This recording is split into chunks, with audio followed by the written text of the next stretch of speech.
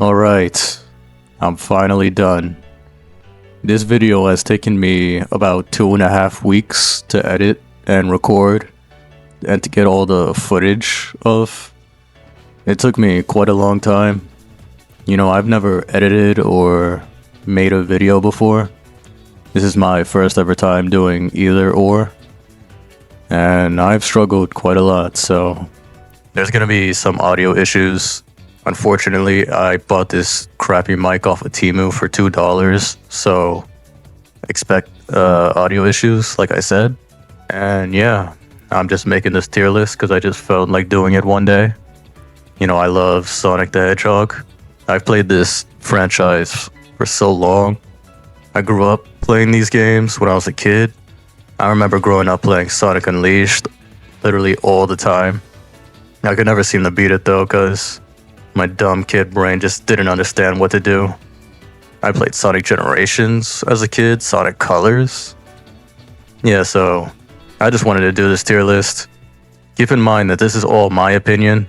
You don't have to agree with what I say or what I think. You know, I like hearing other people's opinions, so if you have something different to say, you might as well do it in the comments.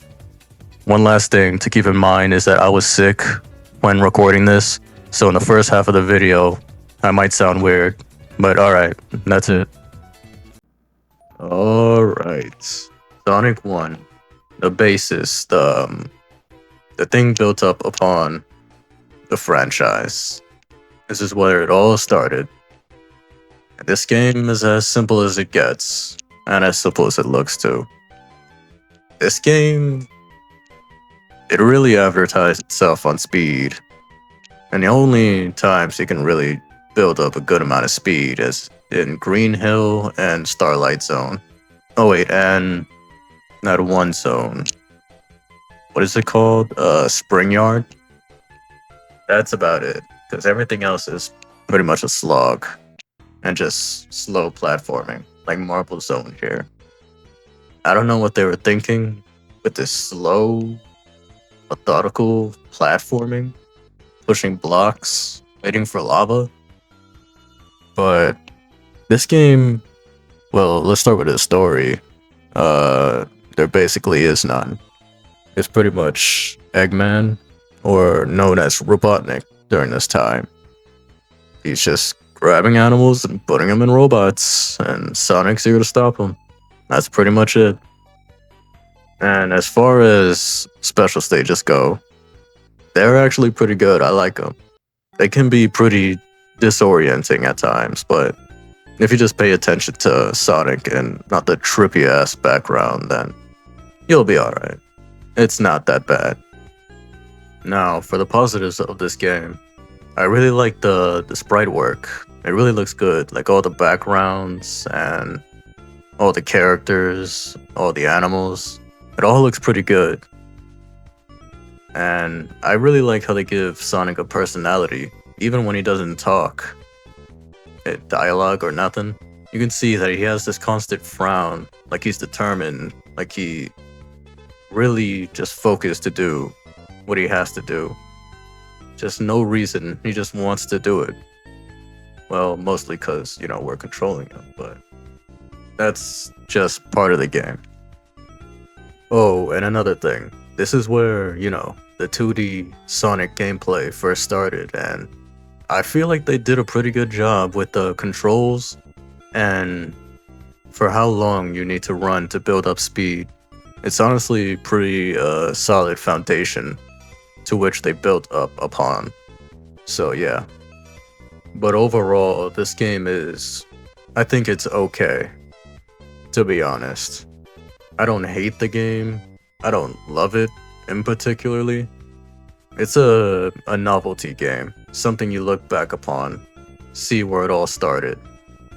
You know, because future games take what they did here and make it 10 times better. So honestly, I'm feeling, I think I'll put it in C tier. Now it's time to talk about the more beloved game, Sonic 2, the sequel to Sonic 1, of course. This game pretty much does everything better than Sonic 1 in pretty much every aspect. It's also the introduction of Tails, as a character. I'm not sure if they give you the lore of where it came from in the manuals. I don't really, look that up or anything. But later on, they give him more context of how he met Sonic. In Adventure, they say that, he just sees Sonic randomly in some woods and starts following him. And then later after that, in Origins, they give a little backstory where he's getting bullied and Sonic helps him out. And yeah, Tails, I like him. He's the cute sidekick. Always wants to help Sonic, want to be like him, want to help him out. I like Tails. Now in this game, in terms of the gameplay, you're able to reach more blistering speeds more consistently than in Sonic 1. You won't see any slow platforming sections like in Marble Zone or anything like that, because they actually take the level design in consideration of the potential speed that Sonic can reach, and they use it to their fullest ability in the best possible way. This game also introduces one of Sonic's most iconic abilities that's a mainstay from here on out. That's the spin dash. You pretty much just hold down and he does this little like ball up crouch and then tap the jump or A button, whatever, multiple times, or you just tap it once for some quick speed. And it's such a useful tool to just reach heights faster instead of slowly trying to build up speed by just walking and then transitioning into running. You're just able to go at that speed you want to go at. Now, a lot of people say that the level design takes a nosedive later in the game in zones like Metropolis and Sky Fortress. And I can agree with Metropolis. There's a lot of messy enemy placement that just feels pretty unfair and unavoidable, and their hitboxes are very janky. But I genuinely don't agree with Sky Chase, whatever the hell, Sky Fortress, that's what it's called. I genuinely just think that it's a difficult level that takes time to learn. I thought it was pretty bad at first too, but once I took the time to actually learn it and learn from my mistakes, then I actually enjoyed that level a lot. Alright, so far I like the level design, I like the gameplay improvements. Now let's talk about the special stages. In this game, the requirement is actually different from Sonic 1. In Sonic 1, I forgot to mention this, but you have to get 50 rings and make it to the end of the level. And in this game, you have to get 50 rings and make it to a checkpoint, to which then you can make it inside the special stage. And I like that requirement better. There's multiple checkpoints on every level, so it gives you way more chances to get Supersonic. Oh, I forgot to mention Supersonic. This is his first time in a game. Damn, this game just includes so many iconic mainstays of the franchise, like Tails, spin dashing, Supersonic. Alright, but the special stages themselves, like to actually beat them and to play them, I've never been a fan of actually trying to get the emeralds, because it just doesn't load in fast enough in the tubes. The rendering distance, it just wasn't powerful for back then. They fixed that problem in Origins and later releases like the mobile version. But here, it's just a nightmare. I've gotten used to it, and I've actually done it on the weaker hardware, but it wasn't fun, so that's definitely a negative of the game, to me. Now, for the story, it's pretty similar to Sonic 1, just taking out badniks, freeing all the flickies and stuff. But now having Tails by your side, uh, you do get a little more story near the end after beating Sky Fortress and going to space in the Death Egg. That's where you'll fight Silver Sonic, or yeah, I think that was his name. That's where you fight Silver Sonic with no rings, by the way. They really wanted this to be difficult. Well, not the Silver Sonic portion, it's the next portion where you fight the Death Egg robot. Now, this boss is... if you don't learn how to fight this boss, you'll be stuck on it for a long time. And I was stuck on it for a long time before I learned to be patient and look out for when its spike arms go into its body and striking, then, you know, when he's open. But after that long, annoying ass boss, that's when Tails, if you don't get all the emeralds, and to me, which is the better ending, because it shows Tails' character, like, he cares so much about Sonic and willing to do whatever it takes to help him out. So he gets on his plane and they do this slow build up with this beautiful music and everything. And I just love it a lot. It's such a great ending to Sonic 2 and my preferred ending of getting. And yeah, that's Sonic 2. Okay, so now where am I gonna rank it? Maybe A tier? Nah, I'm joking. I'm putting it in S tier. I love this game. Sonic 3D Blast. Everybody's favorite game. Said no one ever. Alright, for 3D Blast, I want to start off with its story, or lack thereof. This game starts with Sonic arriving on Flicky Island, and he meets these stupid talking flickies that tell him, oh, Robotnik wants to take us. Fuck him up. And Sonic's like, yeah, I'll do that. And that's the entire story. He fights Robotnik at the end, and he beats him. And that's the entirety of the story. Oh, and Tails and Knuckles show up, and yeah, they don't do anything.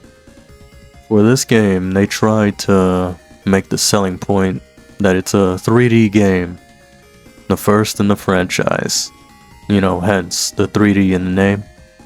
But just look at this game. It's clearly not 3D. They go more for this isometric, 3D rendered kind of look. Kind of similar to, well, Sonic at least. He looks similar to Donkey Kong. It's basically just pre-rendered 3D models that are later converted into sprites.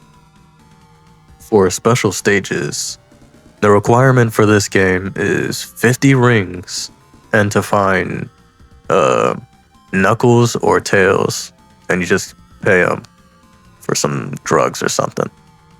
And in these special stages, pretty much all you have to do is collect rings. They give you a set amount of rings you need to collect, and you just get them. These are very easy. There's barely any obstacles, so there's no point in talking about these any longer. The big problem with this game is the gameplay itself. The janky camera that follows you awkwardly, the repetitive gimmick of going through every stage, killing an enemy, grabbing the flicky, and taking them to the ring at the end of the level. And it just doesn't make for very fun gameplay. It's just very repetitive, and it gets boring very fast. Also, the depth of field in this game is pretty garbage. At one point, you can think that you're directly on an enemy and you're just about to hit them, but it just is always off for some reason. And they also require you to do pretty tight platforming sometimes in this isometric game with problems with the camera and the depth of field, and it just doesn't flow at all. None of this is really Sonic gameplay at all. Now, one positive I can say about this game is the music. The music is genuinely pretty good. A lot of hidden gems in this OST. Also, this song that I hear nobody talking about, that is an absolute banger. Here, take a second to listen to this.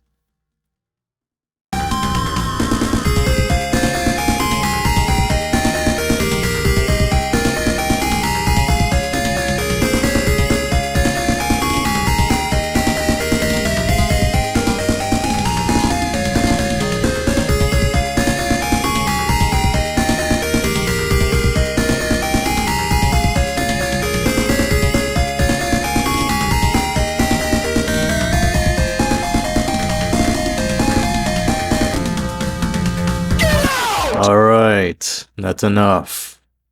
Now, where am I gonna put this game? I'm definitely thinking D tier. Yeah. Sonic CD, also known as Sonic Compact Disc, was first released on the Sega CD, which was an add-on for the Mega Drive in 1993. Alright. So, Sonic CD is a pretty polarizing game. A lot of people love it. There's people that hate it. And me, I think I'm somewhere in the middle, honestly. But before I get to that, I want to talk about the story first. So, the story starts with this beautiful and cool looking animation. Starts off with Sonic platforming, rolling, running through water, and all this cool stuff. And then he notices a planet called Little Planet being chained down by Eggman. And I'm pretty sure this planet shows up about every 1,000 years or something. And so he goes up there, and that's where the animation ends. He just flies up there and tries to stop it. And then a little later, he meets Amy Rose, which is her introduction to the series. Same as Metal. And he also meets Metal, which captures Amy in the second zone.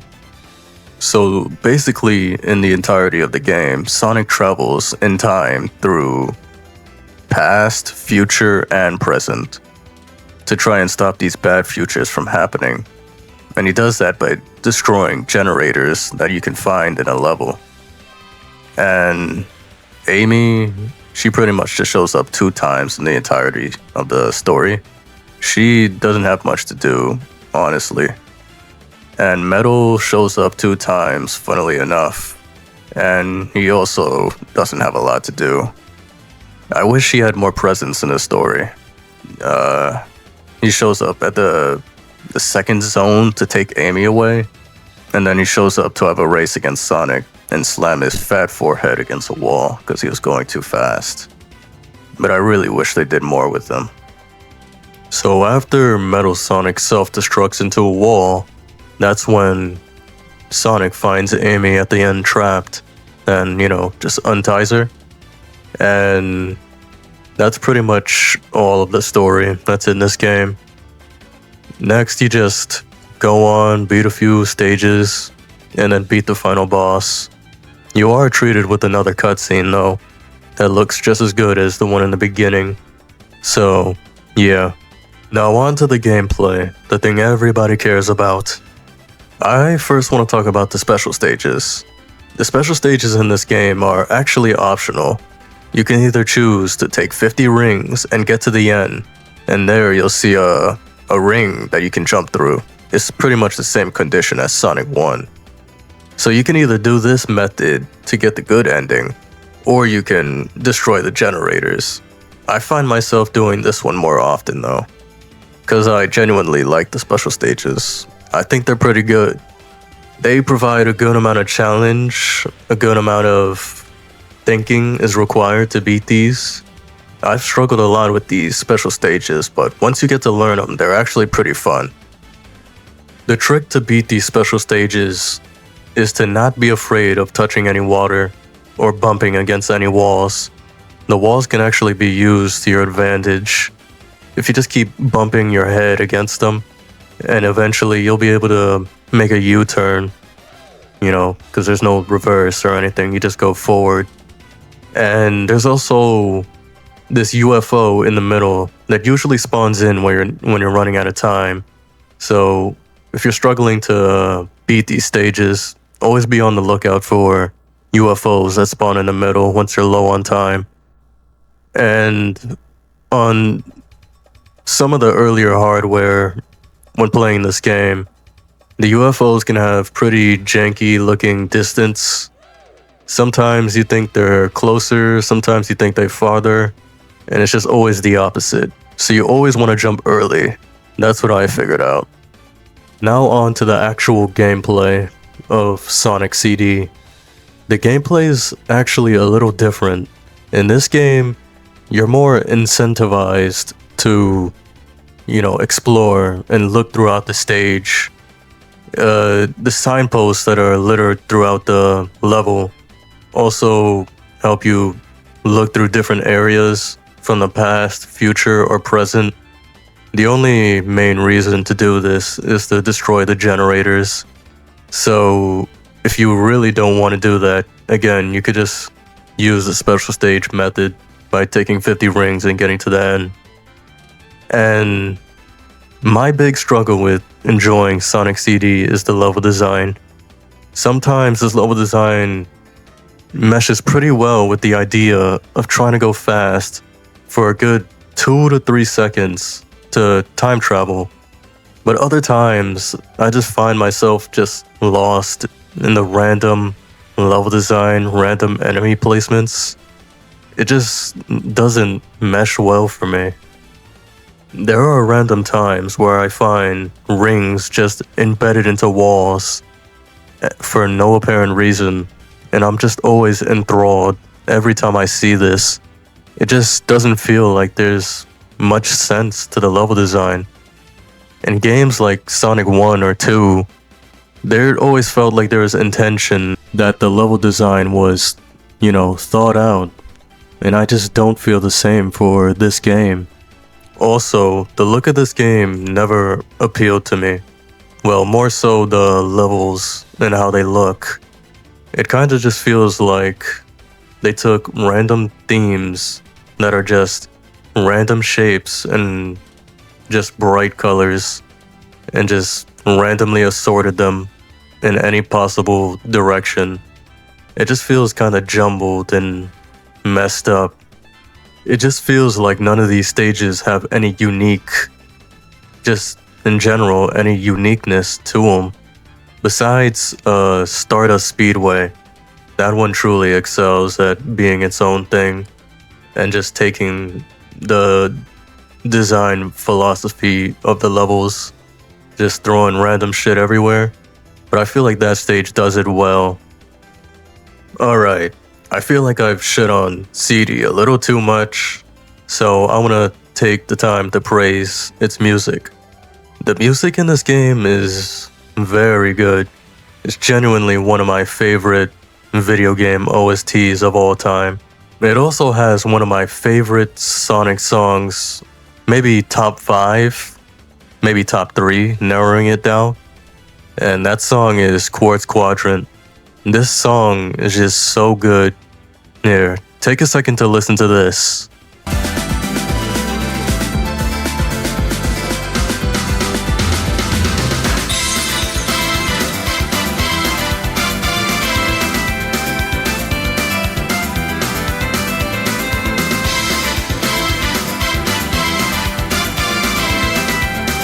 Oh, also, one more thing I forgot to mention about this game is they brought the spin dash from Sonic 2 in this game. But in this game, it's terrible. You pretty much have this weird delay where you have to hold it down for at least 1 to 2 seconds. And then the camera does this awkward pan to the right, pretty much telling you that it's fully charged up and ready to use. So you have to wait for that. If you let go any sooner, it just does not go. It comes to a complete stop. Also, in this game, they introduced the goddamn super run. I have no idea what the name is, but you hold up and press A, so it's literally the opposite of a spin dash. It's pretty much faster too, but you're more vulnerable since you don't spin up in a ball. It has its uses. It's way better than the spin dash in this game, that's for sure. Alright, I feel like I've pretty much said everything I've had to say about this game. Now, time to rank it. If I'm being honest, I think I'm feeling around a C tier. I feel like that's fair. Sonic 3 starts out with Sonic and Tails heading towards Angel Island. Soon after, Sonic turns super and starts dashing towards the island, but is soon one-shot by Knuckles. And this is how you're introduced to him. He has such a great character design. I really love the spiked boxing gloves and his treads. And I really like his shoe design. All around, just a great design from Knuckles. One of my favorite characters. Soon after that, you run into one of Eggman's robots that starts burning down Angel Island. And then later you fight Eggman himself, which you easily beat. And then after that, Knuckles uses one of his island's traps to knock you down to another zone. I really like how resourceful Knuckles is in this game. He's almost kinda sneaky-like, especially on his own island. It's really good storytelling that just shows how long he's been on the island, how aware of his surroundings he is. He's not just some dumb idiot like in later iterations that they try to depict him as. Later on, in the end of the Sonic 3 portion of the game, you fight Eggman in his big arm mech. Sonic beats him, and that's when the Death Egg starts falling towards Angel Island, implanting itself in one of the mountains. Fast forwarding a little bit later, that's when Sonic and Knuckles fights, and Sonic beats Knuckles, knocking him out. But Knuckles wakes up to realize that Eggman betrayed his trust and started to steal his Master Emerald. And unfortunately, Knuckles gets shock therapy, and that's when he decides to switch teams and help Sonic and Knuckles take down Eggman. I said Sonic and Knuckles, I meant Sonic and Tails take down Eggman. And later on, if you're actually playing as Knuckles, you actually get to have a different ending than Sonic, and that's when you fight Mecha Sonic on Angel Island. He actually utilizes the Master Emerald too to turn super. It's a pretty cool fight. But on Sonic's end, he fights Eggman and his big finger mech. I forgot the name of that one. And then later on, gets to have one of the coolest fights in all of Sonic on Doomsday, where he turns super or hyper depending on which emeralds you got.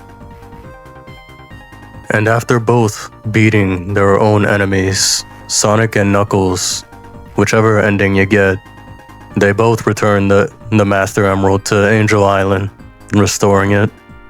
And Sonic and Tails fly off while Knuckles stays to guard the Master Emerald all over again.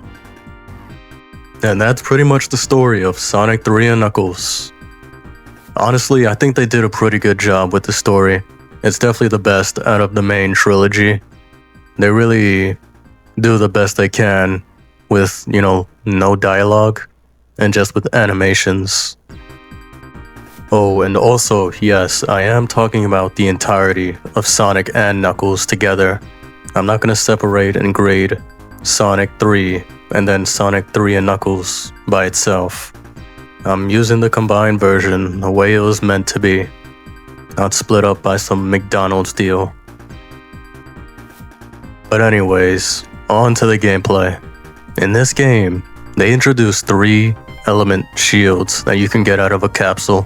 One is the fire shield that pretty much just pushes you forward and gives you a little dash and makes you immune to fire. The electric shield gives you a double jump and magnetically pulls rings towards you. And the water shield, or bubble shield, gives you a bounce that gives you a higher jump and makes you immune to drowning in water. In this game, there's really good level design, just like 2. Besides one level I can think of, like, what was it called? Sandopolis? You know, everybody hates that level. But in terms of level design, there's so many opportunities that you can reach max speed. It really feels like you have a good sense of flow if you have a good understanding of how to reach such heights. It's just really good level design. When it comes to special stages for this game, you simply need to be on the lookout for these giant rings that are hidden in walls, and it's very easy. I think this is personally, for me, the best special stage method to, you know, get the emeralds. And once you reach the special stage and get inside the ring, that's when you have to do blue spheres. It's not hard at all if you just learn how it works. Oh, also, you also have another method of going into special stages, which is the checkpoints. I don't remember the requirement of how many rings you need, but if you have a certain amount of rings, the checkpoint will start glowing, like in Sonic 2. You can jump in, and that's when you'll be greeted with multiple different special stages, and you can get rings, lives, and bubble shields in there, and, you know, flame shields, and all of that. Two more things I wanted to mention that I forgot to talk about was Knuckles' gameplay in general.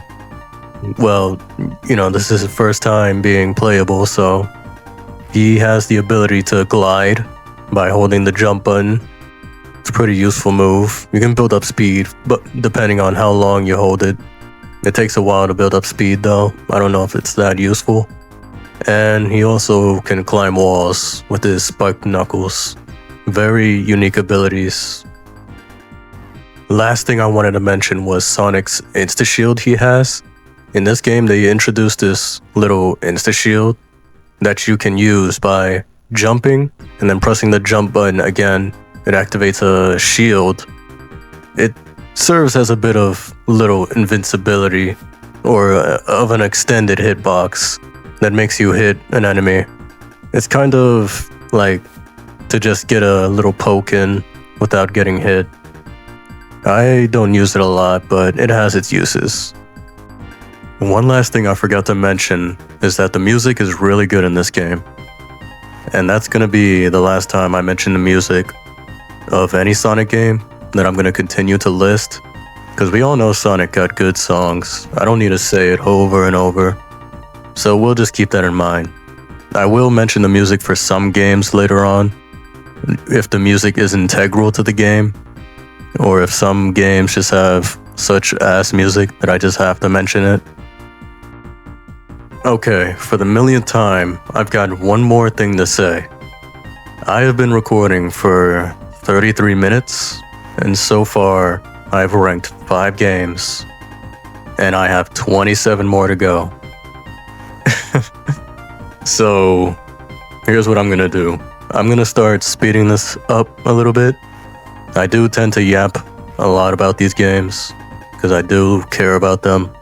But if it's gonna make the video, you know, 2 hours long, maybe even 3, then, you know, I think I'd rather speed this up a bit. So I'm just letting you know. Sonic 3 and Knuckles is S tier, by the way, very easily. So, Sonic R. This is pretty much just some wacky, little silly racing game where the characters race on foot, or in car, or hoverboard. Well, no, not hoverboard, but in hovercrafts, like Eggman. This is, I mean, it's just a racing game. There's not much to it. You know, some characters actually control differently, like the Tails doll. The Tails doll controls are pretty awful. They're super stiff, and you can just barely turn, and it's really bad. And some characters also get their special abilities, like Knuckles. He can glide, Tails can do his little flying, Eggman can shoot a beam, and Amy can commit vehicular manslaughter. But yeah, that's pretty much all there is to this game. Wait, no, I forgot, there actually is more. There's 5 coins you can collect on the map, and that allows you to challenge a character to beat them in a race and unlock them. And there's also Chaos Emeralds. I'm not sure what they do. I kind of forgot. But there's those. But in terms of the game, the map is, or the map is very bare bones. There isn't much depth in terms of the gameplay. But the real reason everybody loves this game, including me, is the music. The music gives this game an entirely different personality, separate from any other game.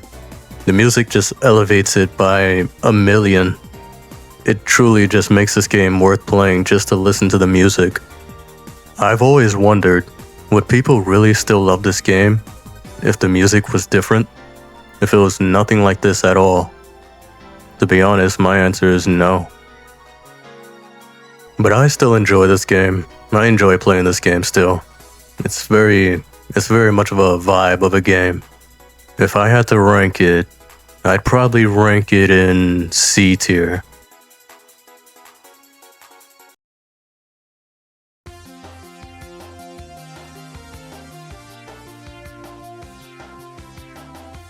Yup, you know what time it is. Time for Sonic 4. And right away, I've got a hot take for you. This game is actually pretty incredible. I'm joking. This game is shit from a butt. I do not like this game. First off, look at this game. The whole goddamn game looks like it's covered in Vaseline. Looks like it's made out of plastic. None of it looks good, like, at all. It looks like early episodes of Dragon Ball Super where everything is covered in Vaseline. Every character, literally everything. That was my first point against the game. Now my second point against the game is the level design. The level design is so boring, so bad in general. It's just filled with automation, homing attack chains, just enemies used as fodder to homing attack, thinking that's level design. Just all around bad decisions. And my third point is the level themselves, the themes. They're just Temu versions of actual levels from Sonic 1 and 2. Like Splash Hill, literally just Green Hill. The second zone, the casino zone. I forgot the name of the casino zone in the second game, but it's literally that. And then they have a generic labyrinth zone. I don't know why you want to copy that, but sure. Oh, and point 3 is the awful controls. They didn't even try to emulate how Sonic controls in the classic games. Building up speed, rolling, any of that stuff? Nope. You just have Sonic slowly walking on walls, and just awful controls in general. But wait, maybe I spoke too soon. Let's listen to some music from the game. Maybe that'll change my mind.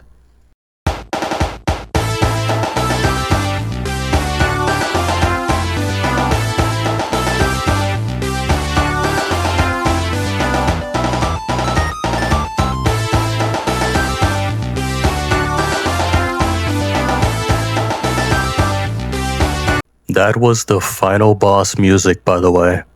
Yeah, no, this game is going in D tier. Did you know that Sonic 4 had an episode 2? Probably not, because barely anybody talks about this game. I bet nobody played this game either. And to be honest, this game isn't as bad as episode 1. First off, when it comes to the aesthetic and the look of the game, it's clearly just way better. They must have taken some criticism from how awful the first episode looked and toned down the shininess. It looks kind of generic, but I think it looks good, you know, for being a phone game that was ported to consoles. It's not ideal, but it looks good in some stages. Speaking of the stages, they improved the aesthetic and the theme vastly. Like there's this first level right here It kind of gives like aquatic ruin vibes, a little bit of Green Hill, a little bit of a mixture of both of them. And I think it looks pretty cool. Pretty cool aesthetic for the first stage. And then there's the snow stage.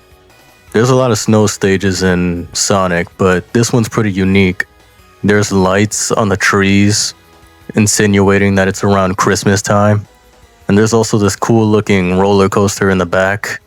And it's just really fun to look at. I really like this stage. There's also Oil Desert in this game that's clearly very similar to Oil Ocean. But I like their spin that they took on this one. It's not like focused on the oil and the like pools of oil like in Sonic 2. It's Oil Ocean. In this game, it's just more barren and dead. It just kind of looks like soulless, but intentional. And they also have a Sky Fortress. They kind of just ripped this theme. It's not very unique.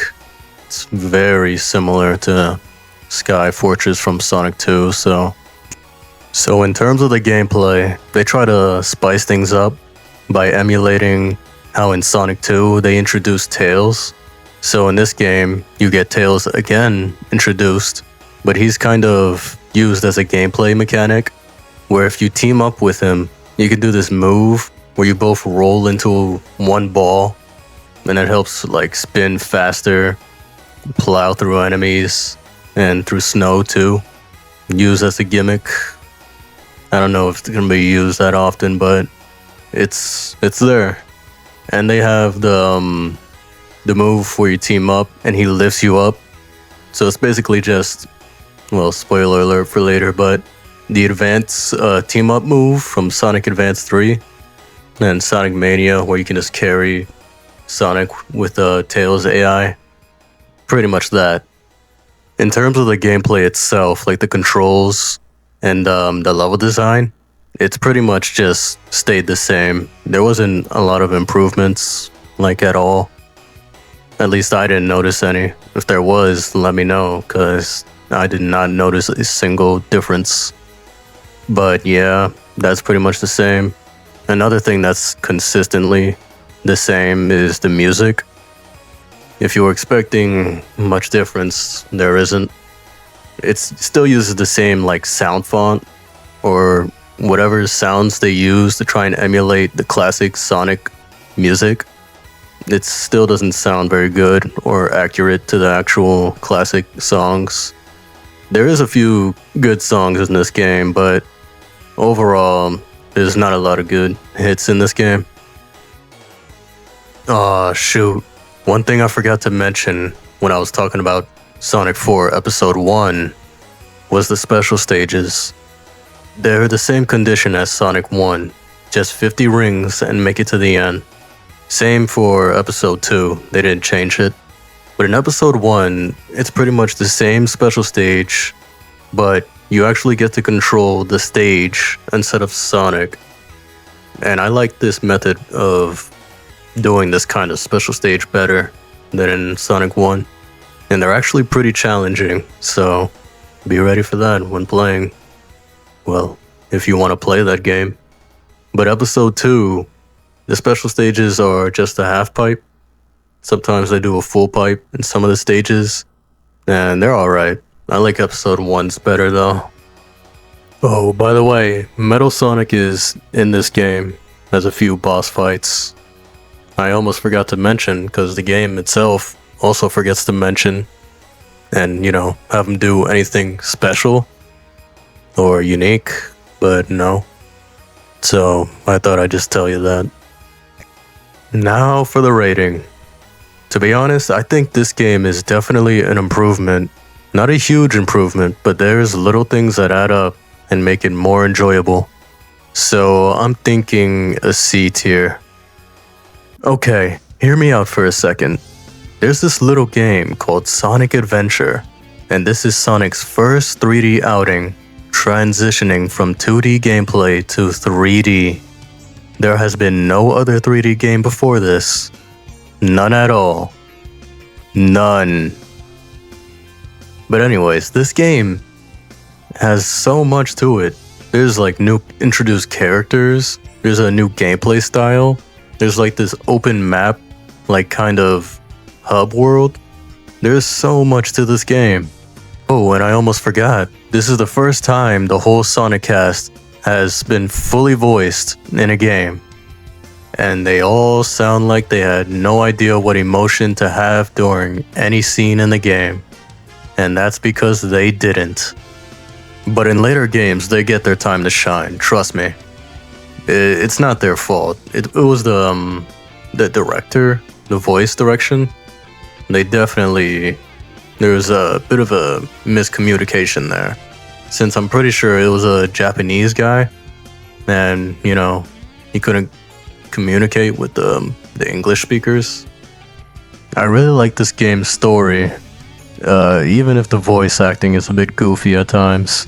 This game centers around the Echidna clan, to which you learn that Knuckles is a part of, and, you know, they become extinct. And Tikal brings some of the characters into the past to learn about, you know, how it all happened. You learn about how Tikal befriended the water god Chaos, and how Chaos himself is he's like this god that protects and looks out for the Chow. You know, later on, way later on, you find out that he's a mutated Chow himself. Meanwhile, while that's happening in the background, every character goes through their own journey and character arc. Well, except for Sonic and Big, but that's a given. Amy learns to be more reliant on herself and be less dependent on Sonic. Tails, similarly, learns to be less dependent on Sonic and learn how to stick up for himself and be brave for the sake of others that need his help. Knuckles learns the past of his ancestors and develops depression. What does Sonic do? Well, Sonic just stays his old regular self as he should. Big the Cat learns how to fish even more. Gamma goes on this journey to free his own brothers from in captivity of being slaves without free will, that he soon learns like halfway through the game. And yeah, he sacrifices himself to take out the final one. What was his name? Beta. And that's how his journey goes. And yeah. And then once you beat every story, you unlock a new story called Super Sonic, where everything all comes together to a climactic finish, where you play as Super Sonic and, you know, destroy Chaos. I really like the line where Sonic was telling Tikal that sealing Chaos in the Master Emerald wouldn't nullify how he feels inside, that he'd keep those negative feelings even in there, and nothing would change. It'll all just be the same forever. It really shows Sonic's character. I really like that moment. He has emotional intelligence. Very cool moment for Sonic. Underrated too. So like I said before, the gameplay style is very different in this game. Well, it depends on which style I'm talking about, because all the characters have different styles of gameplay. To me, Sonic personally is the best and most fun, consistent gameplay. He has this floaty jump. I don't know, I'm like mixed on it. I'm not crazy about it, but I don't hate it. And he has the spin dash, the light dash, which is useless. It's pretty much just platforming. I can't think of anything special to say about it. You go fast a good amount of times. The spin dash is very fun in this game. You have a good amount of momentum. You can build up with it. You can get good distance with it if you spam it. And yeah, Tails' gameplay is okay. I don't really go back to play Tails' gameplay when I play Sonic Adventure. You pretty much just race Sonic and then Eggman at the end. and that's about it. He flies. I'm alright on Tails' gameplay. Knuckles, I like it in this game. He has a radar to find 3 emeralds, and you can actually all see them at the same time. The maps in this game where they sprinkle the emeralds around are pretty small though. I wish they were a little bigger, but the sequel's got that covered. And Amy plays terribly. She has horrible controls. She is as slow as a slog. Her hitboxes for her hammer are terrible. Her upgrade is useless. Yeah, Amy is not very good in this game. Big, the most overhated gameplay style. Once you learn how to play the big fishing minigames, they're not bad at all. I don't blame people for being mad, of not understanding them. They never told you that when you get a fish, you have to hit the analog stick downwards to actually hook them. Yeah, that caused a lot of nightmares for me before. And then Gamma has this little shoot 'em up game where it's actually pretty fun. You have to shoot enemies to gain time while the timer goes down every second. So you gotta beat it in a good amount of time. The timer is never really a challenge though. It's just pretty easy. And who else do we have here? Oh, nope, that's it. That's all the gameplay styles. The level design in this game is pretty solid. If I had to rate it, I'd rate it around a B tier. Definitely gets brought down by levels like the goddamn cave level, where no, it wasn't a cave. It was more like a architect place where you had to ride on that snake. It was very janky. And that one level, the casino, where you literally grind up money. That was pretty boring. But otherwise, it's pretty good level design. Now, for this being their first 3D game, I really like how they did, the whole look of the game. It's definitely aged a bit, but, depending on which version you play, Adventure DX butchered the lighting, changed the character models and stuff like that. And a lot of people hate that, but to me, it's never been a huge deal breaker. I still enjoy how it looks, even if it is a downgrade compared to the original. There are times where there's cutscenes in the night and it'd be bright as hell, like in this example right here. But yeah, I like the look of this game. Looks pretty good for its time too. The hub worlds in this game are okay to me. They've never really been the highlight for the game to me. I've never really looked forward to beating a level and going into the hub world, and then the game just randomly placing a stone key that I have to insert to get to the next level. Like the way they try to incorporate the hub world, you barely have to interact with it. You just have to get to the random power-up to get to the next level, or the random key that they just spawn in. It's not very interactive.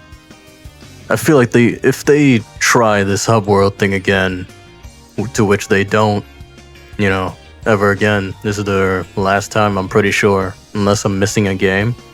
But if I'm wrong, then I feel like they should retry this hub world. I feel like they can do a good job of making it better. Maybe in Frontiers too. But yeah, I genuinely adore this game. It's very unique, very special, very charming, very of its time. I genuinely love it. I definitely rank it at an A tier. Sonic Advance on the Game Boy Advance. I thought this would be a good place to insert all 3 games, and I've got quite a lot to say about all 3 of them. But, I'm gonna try to make it a little fast, because that would probably take like 5 hours. But I just wanted to start off saying a hot take about this trilogy by saying the first Sonic Advance, to me, is the best one, honestly. It's just the one that I go back to replay the most often. It's got such good replayability. There's no major, big, annoying gimmick holding the game down. The level design is genuinely rock solid. I just think this game is the strongest consistently out of the trilogy. This game takes the Sonic 1 approach of storytelling, where there's not a lot to tell. It's just you selecting whatever character you want to play, and you're just going to stop Eggman's robots, and that's about it. So it's just all gameplay and vibes. And, so for the 2D games, for this game, this is when they incorporate the modern redesigns that was first in Sonic Adventure 1, and they bring them over to 2D. They don't do this often nowadays. When they go to 2D, they just go to classic Sonic. They don't want to, merge modern and classic gameplay like that. Unless it's for a 3D game that has 2D sections. Then it's contradictory to what they want. In terms of the gameplay department, you can pretty much just expect classic, good 2D Sonic. They did a good job emulating the controls. You can build up speed, there's spin dashing, there's rolling, there's pretty much everything. And you also got this new move that I struggled to figure out how to do for the longest time, but if you jump in the air and press the D-pad to the right twice, or the left, it can be left or right, depending on where you're staring. You can change directions in midair. But if you do this while facing forward, it gives you a little boost or push. It's kind of like the air boost, but an early concept. It's pretty useful. I wish I knew how to do this earlier. In terms of the themes for the zones, you start off in this green hill-like area, but it takes place at a beach. And then next we have this mechanical factory. There's all types of flashing red lights and stuff. Looks really cool. And then the third zone is this casino. It looks really bright and beautiful. To be honest, I don't really see much of a casino in this area. Kind of looks like a carnival or something along those lines, but yeah, I guess they say it's a casino. There's a egg rocket. I really like the unique themes in this game. And when they take an old theme, they add a different spin to it, a different look. It's not just copy and paste. So in this game, you can expect the regular, normal cast of characters that are playable at this time. Sonic, Tails, Knuckles. They have their usual 2D abilities as well. But in this game, they decided to add Amy for the first time to be playable in a 2D game. She was playable, before in side spin-offs and stuff like that, but in an actual game where you platform. So they had to make a whole new moveset for her, and they settled on a unique, weird moveset. She doesn't spin dash, she does this trip move, and if you hit the action button after you trip, you do this little, trip animation where it goes even further, and it's something, that's for sure. And her main gimmick is using her hammer to launch herself up by doing this awkward input by holding down and diagonally with the D-pad and then pressing the action button, and then that shoots her up. It's pretty awkward to input, so that's why I don't like playing Amy a lot. I appreciate that they went for something different, something unique, but I wish they didn't, make me break my fingers trying to input it. And I'm pretty sure she has this other gimmick where if she hits a spring with her basic hammer attack, she gets boosted up by a ton. It's 3 times the effect of a regular spring. I think that's really good. I wish there was more like that for gameplay. And for special stages in this game, it's as good as it gets for the Advanced Trilogy, that's for sure. It's pretty much just look in a level, and you can find a secret spring that launches you to the secret special stage. And the special stage has depth problems where you can sometimes, it's difficult to see where's the precise point of where you're gonna, land, or where you're gonna grab coins, rings. But it's pretty easy once you learn how to do it. It's pretty annoying, but it's good. It's good. So yeah, that's Sonic Advance 1. A fun, simple, replayable, just all-around enjoyable game. I give Sonic Advance 1 A tier. I really like this game. So, Sonic Advance 2, the sequel to Sonic Advance 1. It plays off of the first game. Same moves, same abilities for all the characters. But in this game, the gimmick is the speed that you can gain in this game. It's very much about going as fast as you possibly can. And if you do go as fast as you can, then you get this little after image effect that boosts your speed once you've run for a good amount of time. It has to be consistent too. You can't break speed, otherwise it restarts. And helping you achieve this speed is the new trick system that they introduced in this game. Pretty much, if you go off of a ramp or a spring, you can trick in multiple different directions. If you trick to the right or left, it's the same trick. You pretty much just boost yourself forward.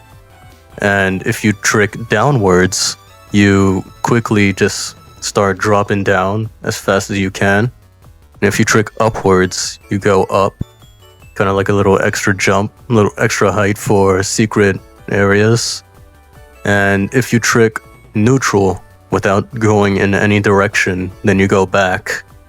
I really like these two new gimmicks that they introduced in this game. They add a good sense of flow and freedom to the gameplay. This game also debuts this little girl called Cream and her pet chow Cheese. Do you get the joke? Cream and cheese. Very funny. But anyway, this game also debuts her mother. She's just her mother. That's it.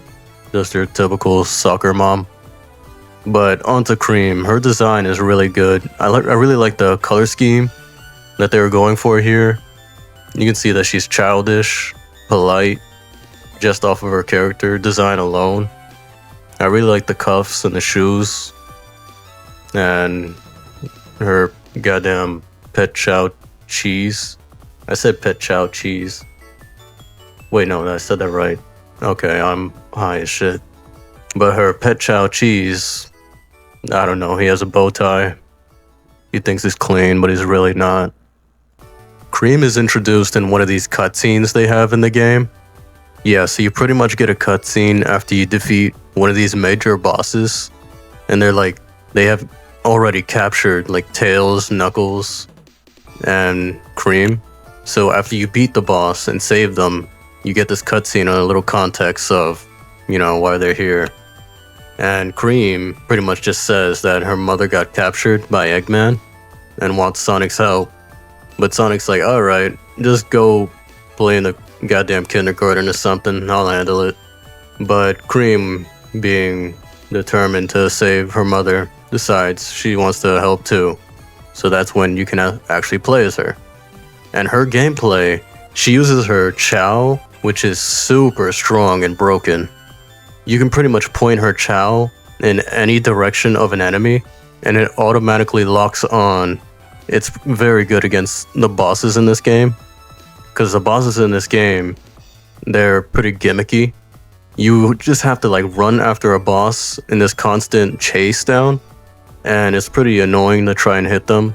So Cream just makes the boss into silly putty. Cream also has the ability to fly, just like Tails too. She has these big ass ears that allow her to flap like wings, kind of like Dumbo. And she flies pretty quickly, faster than Tails for sure.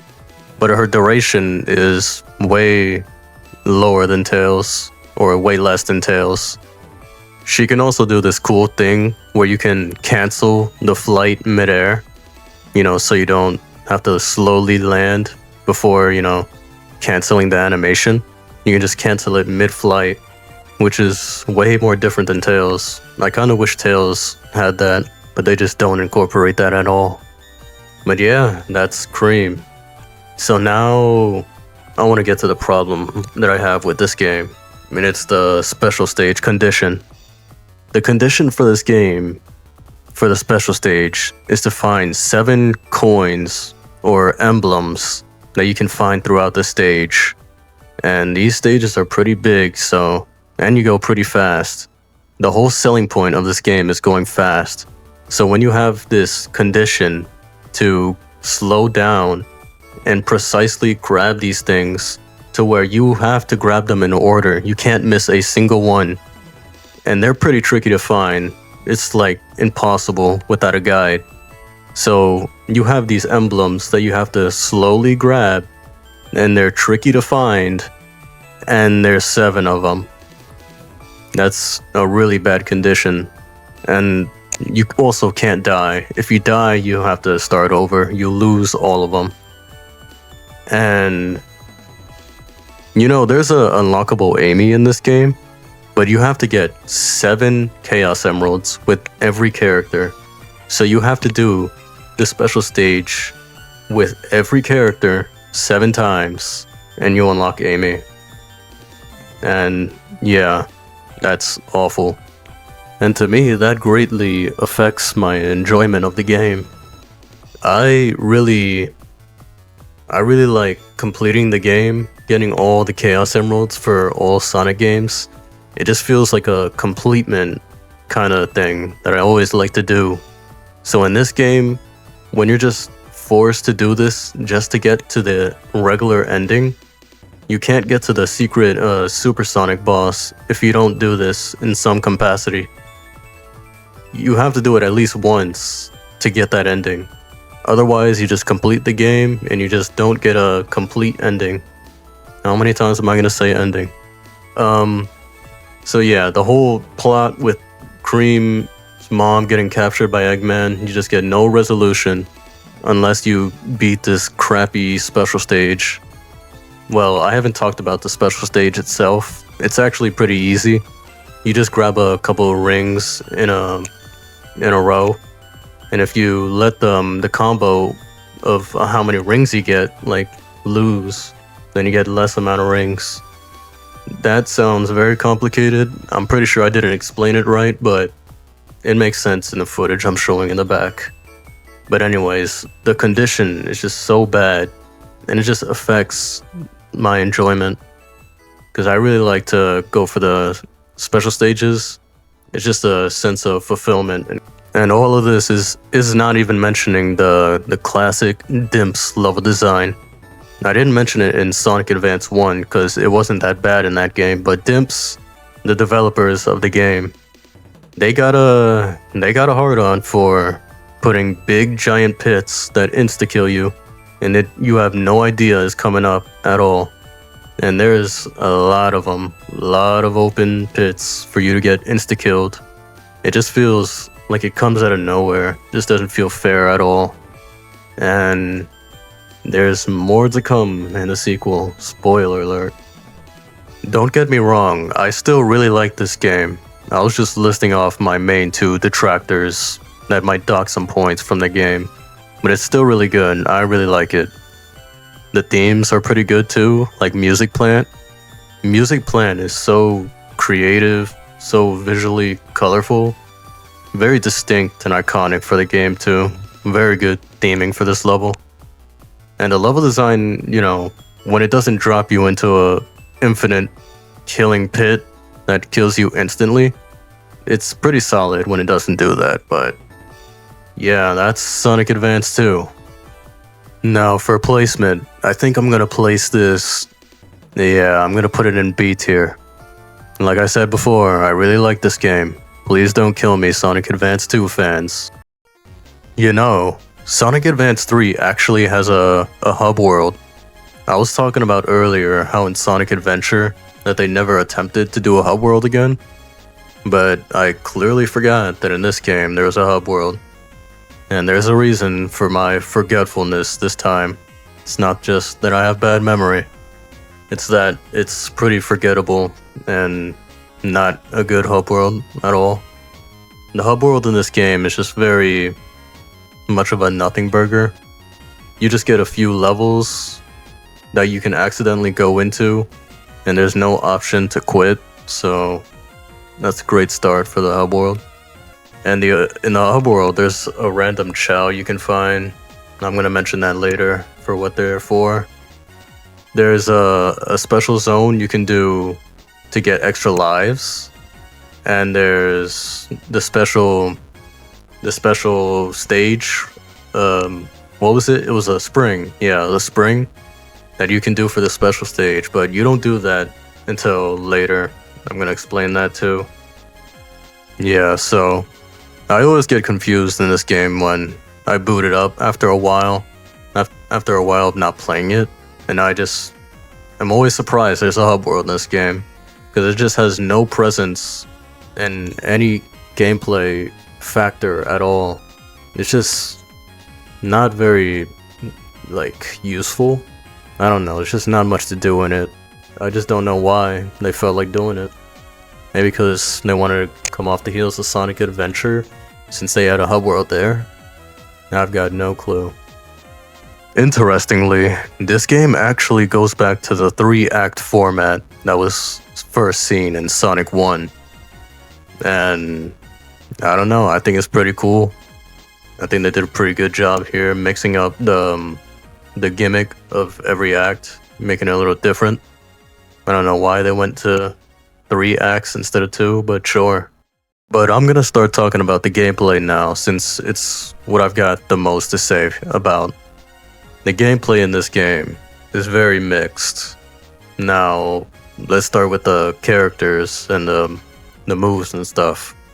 So Sonic, or I think it applies to every character, but Sonic specifically, his acceleration is very off in this game. It's not the same amount of time to start transitioning from a walk into like a fast walk and then into a run. It's more like you transition from the fast walking and then immediately into the run. And especially after you do a jump, when you do a jump in this game, you gain so much speed instantly. And that's just not how it was before in the classics or the advanced games. They definitely wonked out on the controls there.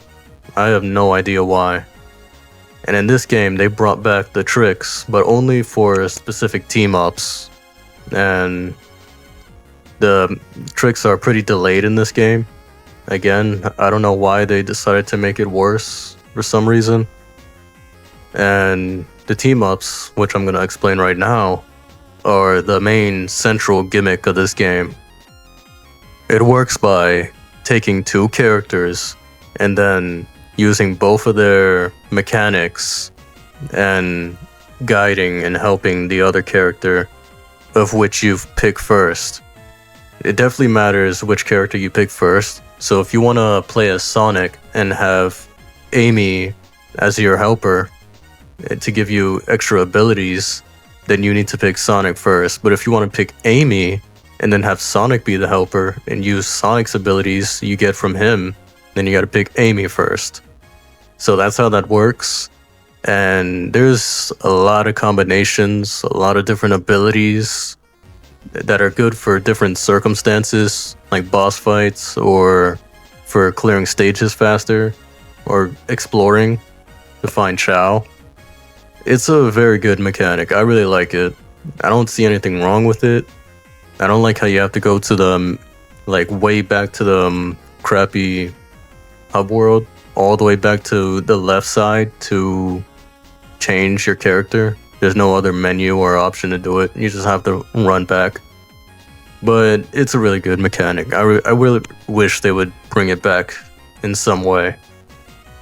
But that's that. So the acceleration, I mentioned that. The tricks are delayed. What was I going to mention before? Oh, the Chow. So the Chow are littered out throughout the whole game. Through every zone, there's 10 Chow in every zone. So in every act that you play, there are 3 Chow you can get. So 3 zones, 3 Chow. And the last Chow you get is from the hub world. So you have to go through these huge stages. And when I say huge, these are some of the largest stages like ever to explore. And these things are hidden very well. I had to use a guide. So, and to do this, it's for the, what was it for? The special stages? And that's not all. To do the special stages, you have to get all 10 Chow, which are pretty difficult to find. And then after, you have to get a key that randomly spawns and that unlocks the spring that's in the hub world. And every time you fail an attempt to do the special stage, which you shouldn't do because it's not difficult, but if you somehow do, you go back into the stage and get a key. And they don't stack, you only get 1 key at a time, even if you find multiple. So, yeah, that's something. Oh, and remember when I said before that the Dimp's huge insta-kill pit, it really increases in this game? Well, I meant it, because in this game, there are so many insta-kill death pits, and they add a few more special cool additions, like the Crushers, that insta-kill you, and that are so fast, and there's so many. Like in the oil base, that level is filled with Crushers. There are a ton of death pits and Crushers in the final areas of the game. They are littered everywhere. I don't know why Dimps likes to make levels like this, but it's definitely classic Dimps level design. So on the story side of things, they introduced this character named Gemerald. He's based off of Emerald, which was a Gizoid in Sonic Battle. I haven't played that game, so it's not going to be on the list, but I do know the story. So Emerald is pretty much the same design as Emerald. Same design as Gemerald. Like, they both have the same exact design, except the colors are different. I really like the colors on Gemerald way better though. The black and yellow just really pop. So you pretty much just fight Gemerald combined with Eggman. They pretty much just team up the entire time. Kind of similar to the team up mechanic in the game. But yeah, they just fight you and lose every time. And then near the end, you know, since not a lot happens in the middle, but near the end, that's when Gemerald starts tweaking out and just betrays Eggman. Because Gizoids like power, like weapons, whatever destructive power they can get their hands on, that's what they listen to, and that's what they like or whatever. But that's when he betrays Eggman and goes after the emeralds, transforming himself. And that's when Eggman and Sonic decide to team up. And I really like this final boss. The music is so good on this boss. I just randomly listen to it at times, randomly. But yeah, that's pretty much the story. The characters exchange a few words when they introduce, but that's pretty much it. Oh wait, I almost forgot that in the end credits, like while the credits are rolling, they play this this music, and they have this cutscene happening in the back where Tails is actually fixing up Gemerald after finding him and starts to reprogram him to, you know, be more nicer. And that's when he's handed off to Cream. So, you know, she's basically like his owner or whatever now, or they're friends, whatever. But yeah, he's a mainstay now, at least in the IDW comics. He's pretty much around to protect Cream. He's like his protector. Her protector now. It definitely has the best story out of all three, for sure. There isn't a lot going on, but that's a given with all the advanced games. But here, especially the ending, it really makes me feel something. Because the music really elevates the scene with the credits and them showing the cutscene on the back, like I said before. I really love that moment. It always gets me to feel something. to show appreciation for this moment, I'm just gonna put this whole credits right here and just show just how good it is.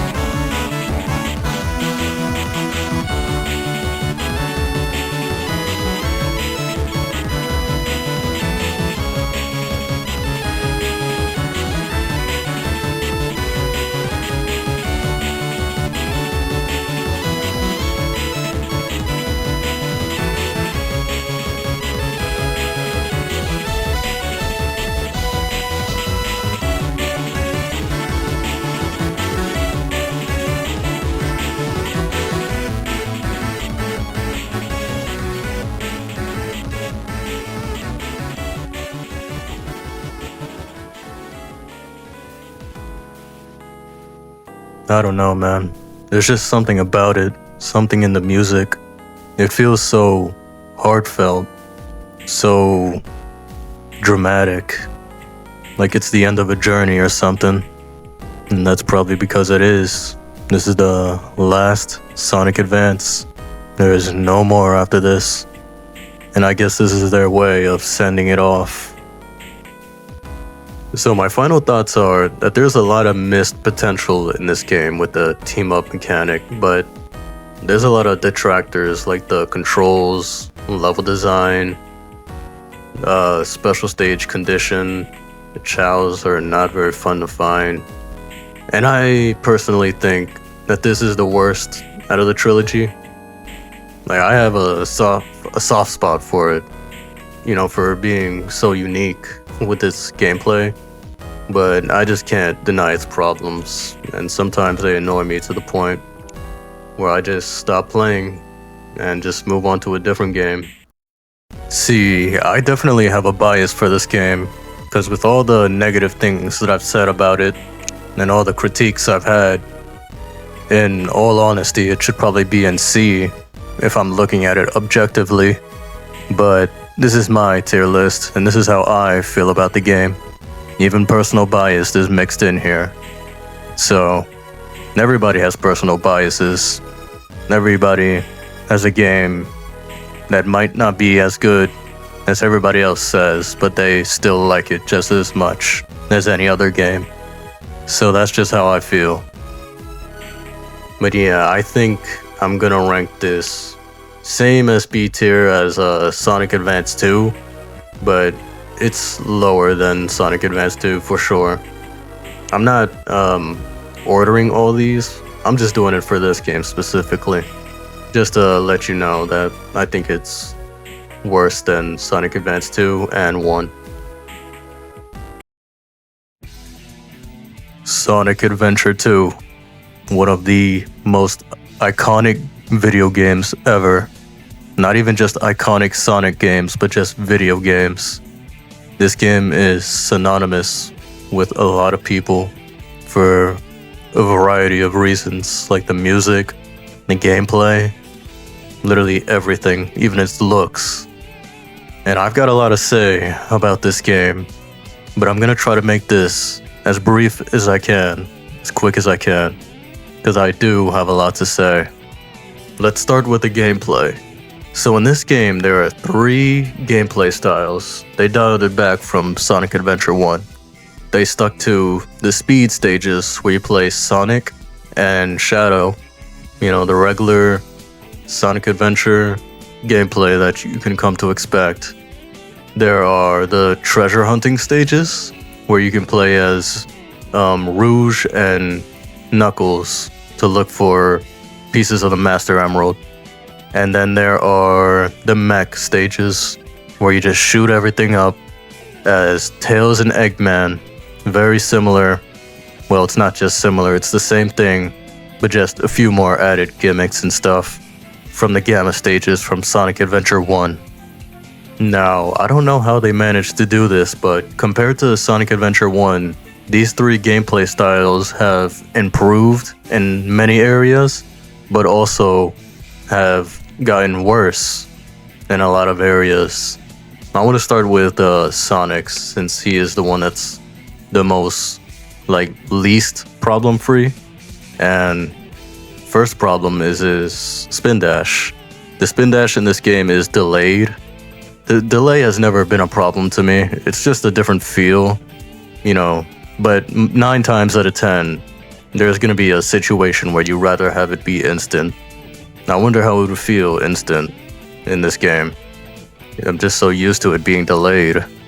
But yeah, his bounce is fine, lightspeed dash is fine. So now to Eggman. The controls in the mech are way worse than Gamma controlled in Adventure 1. So the problem with the controls in this game is that if you're not moving in a straight line for a cool 2 to 3 seconds, just nothing in the way, just a straight line, which isn't going to happen often, then you lose all your speed. If you flick the control stick to the diagonally, even a tiny bit, then you lose all your speed. If you move back, you lose all your speed. You move to the left, right, you lose all your speed. No matter what you do, you have to push forward. And that's a very big problem with the controls. And a lot of the times I find myself not being able to lock onto an enemy in this game. Sometimes the lock on is very finicky. I don't remember how accurate it was in Adventure 1, but I didn't notice, the locking on not working as much as I did in this game. So that's all I can think of at the moment for Tails. So the treasure hunting stages. The big problem with this is how big the maps are. To find 3 emeralds that are not shown at the same time. It only shows one at a time, and it was not like that in Adventure 1. In Adventure 1, you can be near 2 emeralds, and they both show up on the radar, telling you that they're both nearby. But in this game, you can be near 2 of them, but only one will show up. So, say, per instance, that you are near 2, and you only get 1, and you don't see the other one, because maybe it's buried underground. So then you go get the other emerald that's being shown on the radar, and then you have to come all the way back to the place right next to where it was, and get it way after, messing up your ranking, when it could have been, a better ranking, if it was just all shown at the same time. And I'm not a fan of that. Some people are. They think it makes it more difficult. I just think it makes it more tedious. But yeah. Also, another thing in this game is the button mapping. The button mapping in this game this has been a problem for a lot of Sonic games. Later on, I think. But here, it's especially a problem. For Sonic, he unlocks the lightspeed dash that can, home in on rings, and by pressing the action button, which is usually B on the GameCube controller. So okay, the lightspeed dash is mapped to B. So now, what do you spin dash with? You spin dash with B. Okay, so what do you roll with? You roll with B. The action button. There are a lot of different buttons on the controller, by the way. There's a Y, a X, there's the shoulder buttons. And then, when you get the bounce later on in the game, what input do you use to bounce? It's B. So if you accidentally are not perfectly aligned with a set of rings to lightspeed dash and accidentally bounce, you're just dead. Because the goddamn inputs are the same for no apparent reason. They're just obsessed with mapping multiple different functions to the same button when it could just be 10 times better mapped to a different button. Now, this problem isn't a problem for the mech stages, because all you use the action button for is to shoot and lock on. So a majority of the time you're just going to be holding that, trying to get as many enemies as you can in one shot. There's not really any other function but shooting for the mech stages. It is a problem in the knuckle stages, because you use the B button, the action button, to punch. You use it to dive. You use it to... I'm pretty sure there's something else, but I forgot. But yeah, it's a problem for sure. I've also got one more problem for the mech stages. So the mechs have the ability to glide if you hold down the jump button after jumping. So this glide is sometimes very janky when it interacts with ledges. So you could be close to landing on a ledge, like here, and if you're just a little bit off to where they say that you didn't make it, they decide that they just will throw you down. Like, you'll just have 10 million times gravity just out of nowhere and just shoot all the way down so fast. It's like the collision of the mech touching the side of the wall just makes you drop so fast for no reason. And this is consistent. It happened to me so many times and has gotten me killed so many times in this game. It's a very annoying thing that I see nobody ever talk about when talking about Sonic Adventure. Literally nobody has ever talked about this, and I just have to bring awareness to this. But besides all those problems I listed, they can be pretty annoying, but I've learned to live with them, and I still find all three gameplay styles enjoyable, but there are times where they can be annoying. But yeah. While I was yapping, I forgot to bring up the fact that this game introduces two new characters, which is Rouge the Bat, which has a really good design, very femme fatale, the white and the pink, big bat ears. This is where her design peaks, and it gets worse after. I really like her design though, not on some goon shit. It's just a genuinely good design. I really like Rouge as a character. She's very selfish at times, but at the end of the day, she always does the right thing. She can be self-centered, rude, but yeah. And they also introduce Shadow. I really love Shadow's design. One of my favorite characters in the series. You can see he's dark, sometimes brooding, and he's also very cool. Or as he says in his own words, he's the coolest. You know, I don't really see Shadow as an edgy character. Sure, he does edgy stuff in Shadow the Hedgehog, his own game, but that's only because it wasn't written well. Shadow just gives off cool vibes, like he wants to be seen as cool, not some edgelord that everybody depicts him as. And I also love his red stripes he has on his arms, legs, the little bracelets on his ankles and wrists, and also his shoes are very cool. Now onto the story, the thing that I love most about this game. And I just feel like the story, it just really goes on this big, dramatic, like, adventure, this world-ending adventure that really just dramatizes everything in a good way. I just like how grand and everything is, every cutscene, every action, every character does contributes to the plot in some way. Well, except Amy. They kind of, give her nothing to do at all. But everybody else does a really good job. Well, Amy does have the scene at the end, but I haven't gotten to that yet. So, yeah, I just like how much of a journey it feels. Very snappy, very quick. A lot of things happen to keep you engaged. And that can be a critique that, like, things move very fast. And, like, one scene, you can be in the city for one of the cutscenes, and they just snap one snap of a finger and they're just in Egypt now. But I just like how it's done in this game, to be honest. But yeah, you learn Shadow's backstory, why the way he is. He learns, well, he doesn't learn this, but he's told by Maria to protect all the people of Earth, but he misconstrues it, thinking that Maria wanted revenge for him. And that's when he goes on this whole journey to try and bring as much destruction to the world as he possibly could, trying to avenge Maria from the gun agents that killed her. And they also got Gerald, which was Shadow's creator.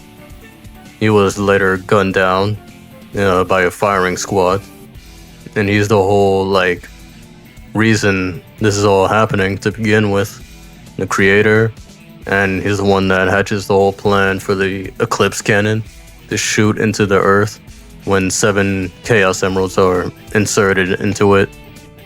But yeah, he goes crazy after Maria dies. That's why he's doing this whole evil plan. And I just really like the interactions with Knuckles and Rouge. They really have a good dynamic. It's very fun watching them argue and get along at the end. Sonic and Shadow, this is where their rivalry first started, and it's still going to this day. I've always liked to hear them bicker and just talk shit all the time. So it's very enjoyable to watch. Eggman and Tails go at it a few times. Their most dynamic, side to their fights was the one at the end where Tails thought that Eggman killed Sonic, and then putting it all on him, that's when he decides to stand up to Eggman to try and avenge Sonic. Little did he know that he wasn't dead. But to think at that moment that he really did, that's how high the stakes were for the story. That's how high they wanted them to be. I'm pretty sure this was supposed to be the last Sonic game, since the sales weren't doing too good. And they actually thought that this was it. They wanted to make this the big finale. Real big and dramatic. And you can tell from the story of how crazy it gets in a good way. But yeah, later on, Rouge figures out that there's this bio lizard that's the real original ultimate life form that can be considered Shadow's brother. And that's when Shadow starts to have a conniption that maybe he wasn't, the real ultimate life form. And then there's this whole thing. Amy gives him a pep talk to start to help Sonic and the gang. And that's when he remembers Maria's final wish to actually protect everyone down there for the Earth that she loved, and putting all of her wishes into Shadow. And that's when, the whole ending happens. Live and Learn plays after Shadow beats the Bio Lizard on his own. And that's one of the most iconic, one of my favorite Sonic stories ever. I love this game. And I love so much about it. Even with all the problems, I can still take it to the chin and just admire how much this game just wanted to do, and wanted to just be everything. And it couldn't do that, it couldn't be everything, but it still tried as much as it possibly could. And that's why I admire this game so much. Forgot to mention, but there's also a Chow Garden in this game. I didn't mention it in Sonic Adventure 1, but yeah, they did this whole Chow Garden stuff where you raise them like a little kid, and I've never been much of a fan of the Chow Garden, so I'm just sticking to talking to the main central game, But anyways, where am I gonna rate this game? I'm definitely gonna rate this game at S. That's just how I feel about it. So here we are, back with another Sonic racing game. But this time the vibes are way different. They go for a more cool factor in this game compared to the last Sonic racing game that I was talking about, Sonic R. And this game, you don't run on foot. Well, you do when you run out of gas, but mostly you ride on hoverboards, bikes, and skates. And in this game, you have to manage the board because it can run out of energy. And you can boost, you can do flips and tricks and shit. And in this game, they also introduced the Babylon Rogues. I like all their designs. There isn't a lot I gotta say about them. They're all birds. They all smell like shit. But they're all cool. So yeah, I'll give them a pass. But anyways, this game is pretty complex. This is definitely not a starter racing game for casuals. I struggled to play this game for quite a while until I learned how it actually worked.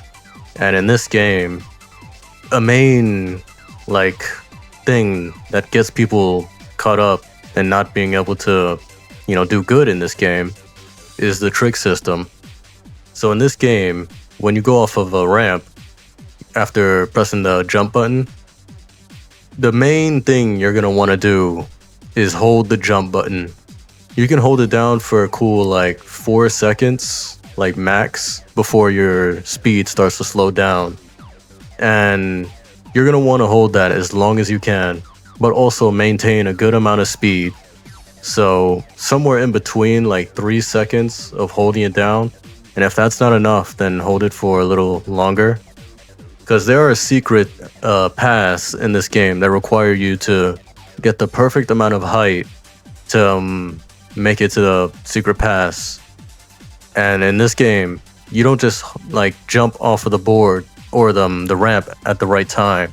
You also have to hold forward, because holding forward allows the character to do a front flip, and that's gonna get you farther. They don't tell you that in this game, so a lot of people have struggled to figure that out, including myself. It took me a while, but once I figured it out, it came way easier. And there's also paths you can get to if you hold back and do a backflip instead of a front flip. You'll also have to hold down the jump button the entire time and input that at the last second. It sounds complicated, but once you put it into practice, it's actually pretty simple. And in this game, there are item boxes or capsules that you can get. They pretty much just give you rings and energy so you don't run out of boost. And sometimes they give you downgrades. And the rings in this game, if you collect a certain amount, they give you upgrades like speed and more boost gauge and all that kind of stuff. Now in this game, I forgot to talk about, but there are 3 types of characters you can have in this game. There are power, speed, and flight. Kind of similar to another game that's going to come up very soon. But all these typings have different paths that they can take on the course. So speed, they can take rails if you jump on them. Let me see. Power, they can knock down walls and go through secret paths that nobody else can. And flight can take these rings in the air and get a big shortcut. And yeah, there's also unlockable characters. This is a very skill-based game, You gotta know what you're doing. You gotta practice to get better. Also, one thing I forgot to mention with the jumping off the ramps, the longer you hold the jump, the higher you go in the air. And in the tricks in this game, you have to manually input them, in multiple different directions. You can pretty much customize, what trick you want to do and how many tricks. So you can do a left, a right, an up, down. But you just have to make sure that you don't mess up the tricks before you land. If you do too many, then, it'll mess up. So if you jump as high as you can fit in as many tricks as you possibly can. So that's very important. In terms of the story of this game, there isn't much to talk about. The Babylon Rogues, just want to race and be competitive. There's a genie. Yeah, I don't really care about the story in this game or any Riders games. I just care about the gameplay. I also like the look of this game a lot. You know, it's got that old GameCube era kind of graphics, but there are times where this game looks really good. Like the settings are very like futuristic. There's like just so much going on in the background. There's robots in your way, creating obstacles and stuff. Oh, another mechanic I forgot to talk about is if you boost into an enemy, that's when you can like attack them and slow them down and like make them drop rings and shit. It's a pretty cool mechanic. You know, just a simple like just adding simple mechanics like this just adds so much to the game, so much strategy. You can like screw someone over or like focus on your pass. You know, I really like this game. Once you learn it, once you understand it, that's when it becomes a really good racing game in general. I think I definitely like this more than the racing games with the cars. They're not going to be on the list because I didn't play them specifically for this tier list. I was talking about way back then when I played it all the way when I was a kid on the Xbox 360. I was playing as Wreck-It Ralph and shit. Yeah, that was fun, but I think I like this more, what it offers. Also, to accommodate for the different, you know, vibe of the game, they decided to switch up the designs of the characters, like Sonic here. And if I'm being completely honest, this design never hit for me. It's just way too goofy. And I know this is Sonic the Hedgehog, you know, just a blue hedgehog that runs fast is goofy enough for most people to tolerate. But this design is just not doing it for me. It's definitely the proportions. Like, it just looks way too big. His hands kind of reminds me of the modern Sonic model, where it's just big-ass hamburger helper hands. If they just, you know, made those a little bit smaller, then, you know, that would have been an improvement. The shoes, way too big. Shit looks goofy as hell. He looks like he's wearing clown shoes. And, you know, I like the different design of the shoes. I like the little accessory glasses he has. If they made it closer to the 2D artwork, where he has the same kind of, you know, accessories and shoes. Like, look at these hands here. These look way better than the shoes. It's just all about the proportions. So yeah, it's a really fun racing game. I really love how just skill-based it is.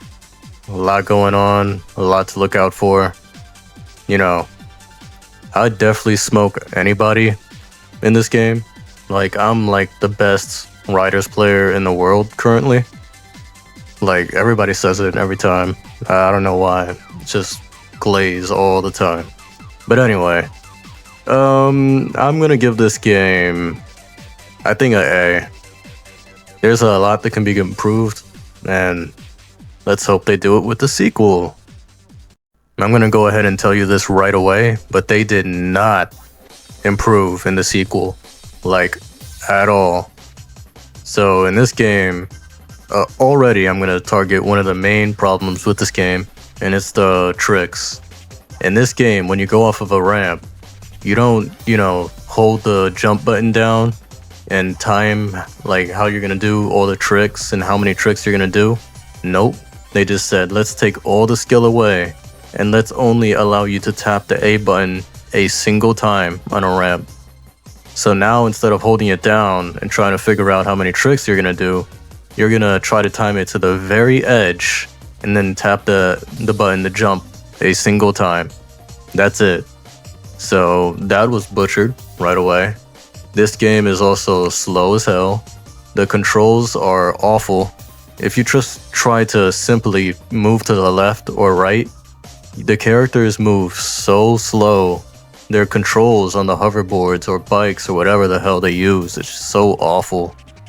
And in this game, they go for this upgrade system kind of thing, similar to the first game. But in this game, you take so long to be able to use your character's abilities. like flying, grinding rails, breaking shit with the power characters. In this game, you have to get 50 rings, and there are not a lot of rings to get.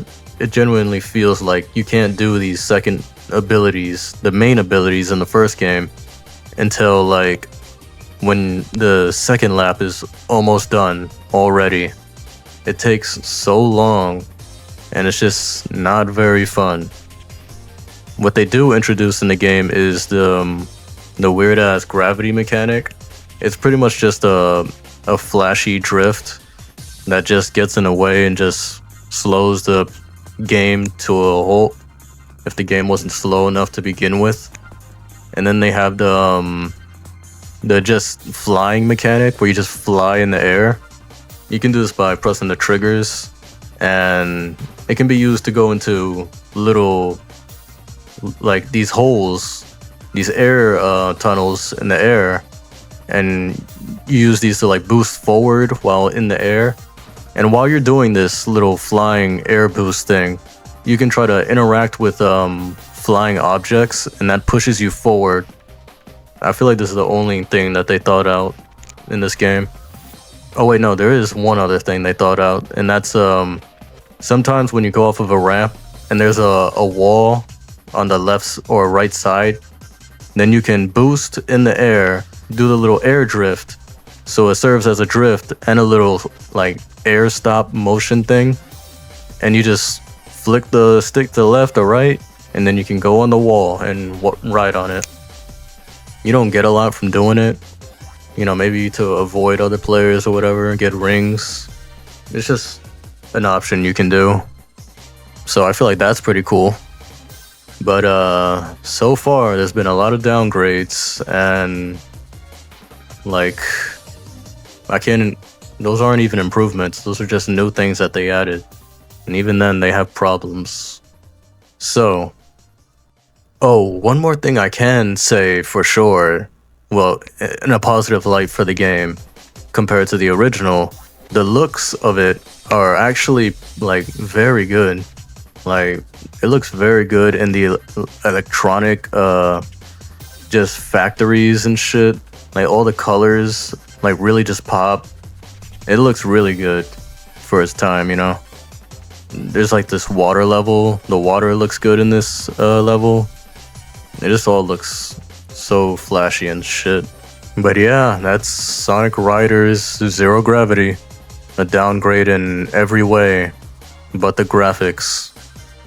I don't remember much of the story, nor do I care. Maybe it's better, but yeah. I don't know how they managed to just take all the skill and everything that everybody likes about the game, the first game. Well, back then, the game wasn't received very well, so I don't know what the reviews were like back then, so I don't know if they were actually praising how skill-based it was. Probably not, knowing how Sonic was back then. But yeah, this game's just a downgrade. Very disappointing. And the next game doesn't get better. And it's not going on the list because I do not have a Connect. And even if I did, I wouldn't want to play it anyway, so yeah, this game is going into the C tier. I forgot to mention, but there are times when I can have fun with the game. It's not like a complete, boring, nothing burger. It's not like you can't have fun with the game. There are times where I find a good amount of flow, you know, and how little action you can have in this game. But there are times where I have fun, you know, not a lot, but it's there. And I think that's worth something.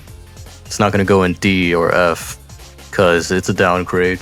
Like, if this game came out first before the first Riders, then, and the second one, well, the first one came out second, then it would be a massive improvement. But this game is just the sequel that doesn't improve somehow.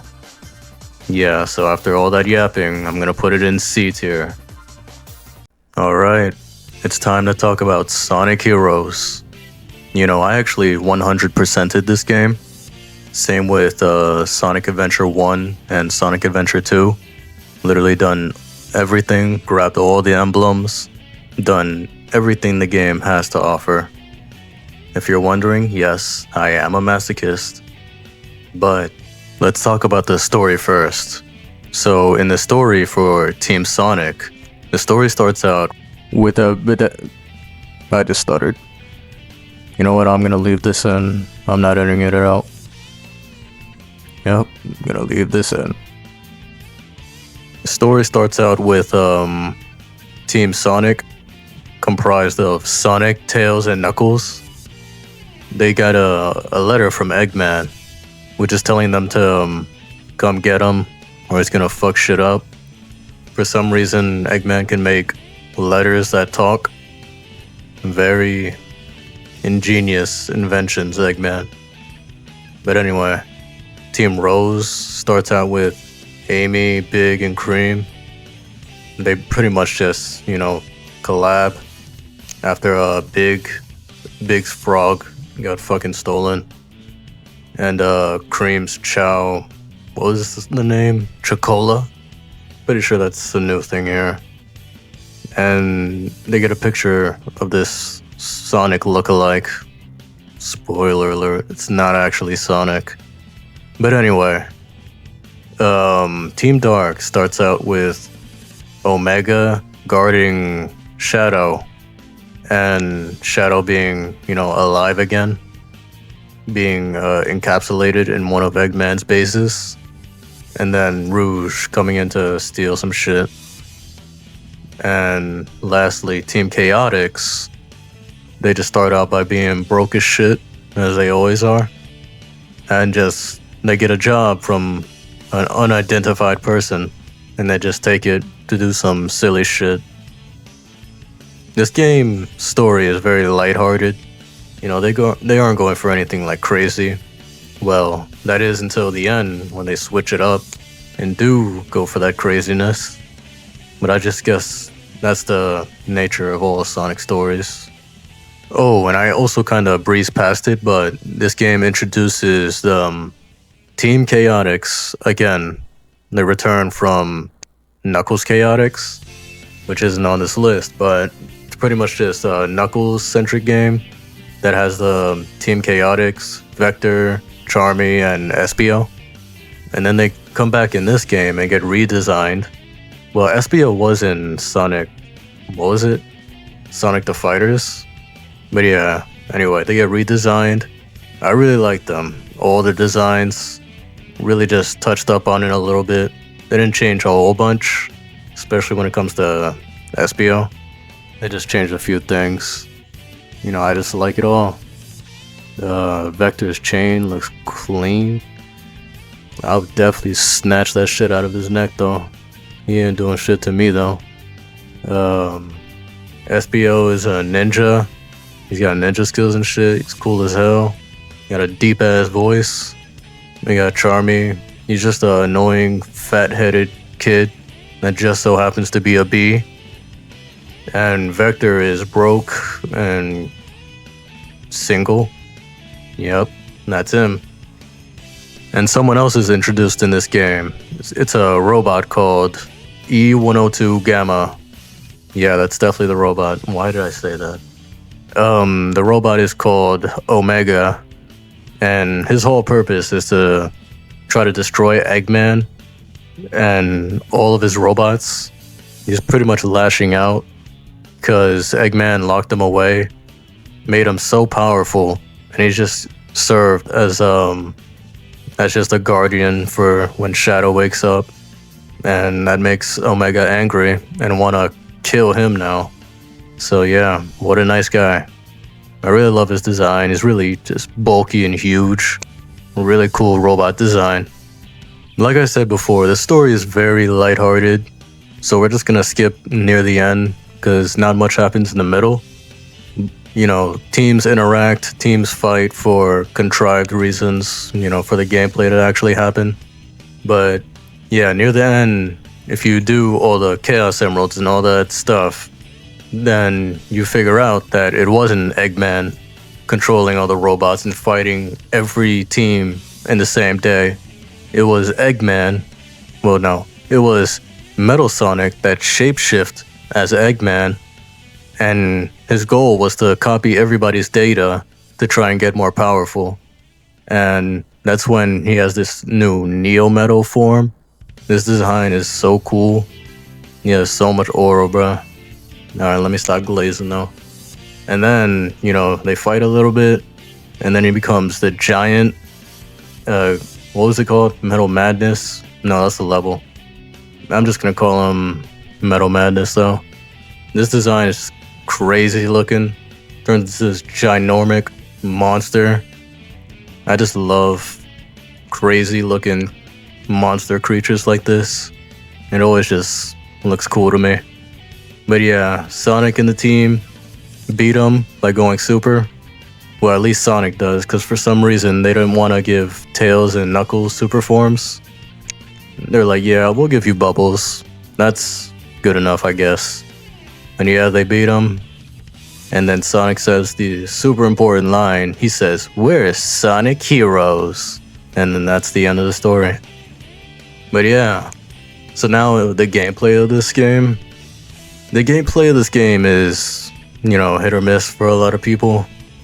It's it can get very repetitive. I felt the same before too. I actually hated this game at first because there were so many little annoyances, like the controls are very slippery, very fast, the acceleration.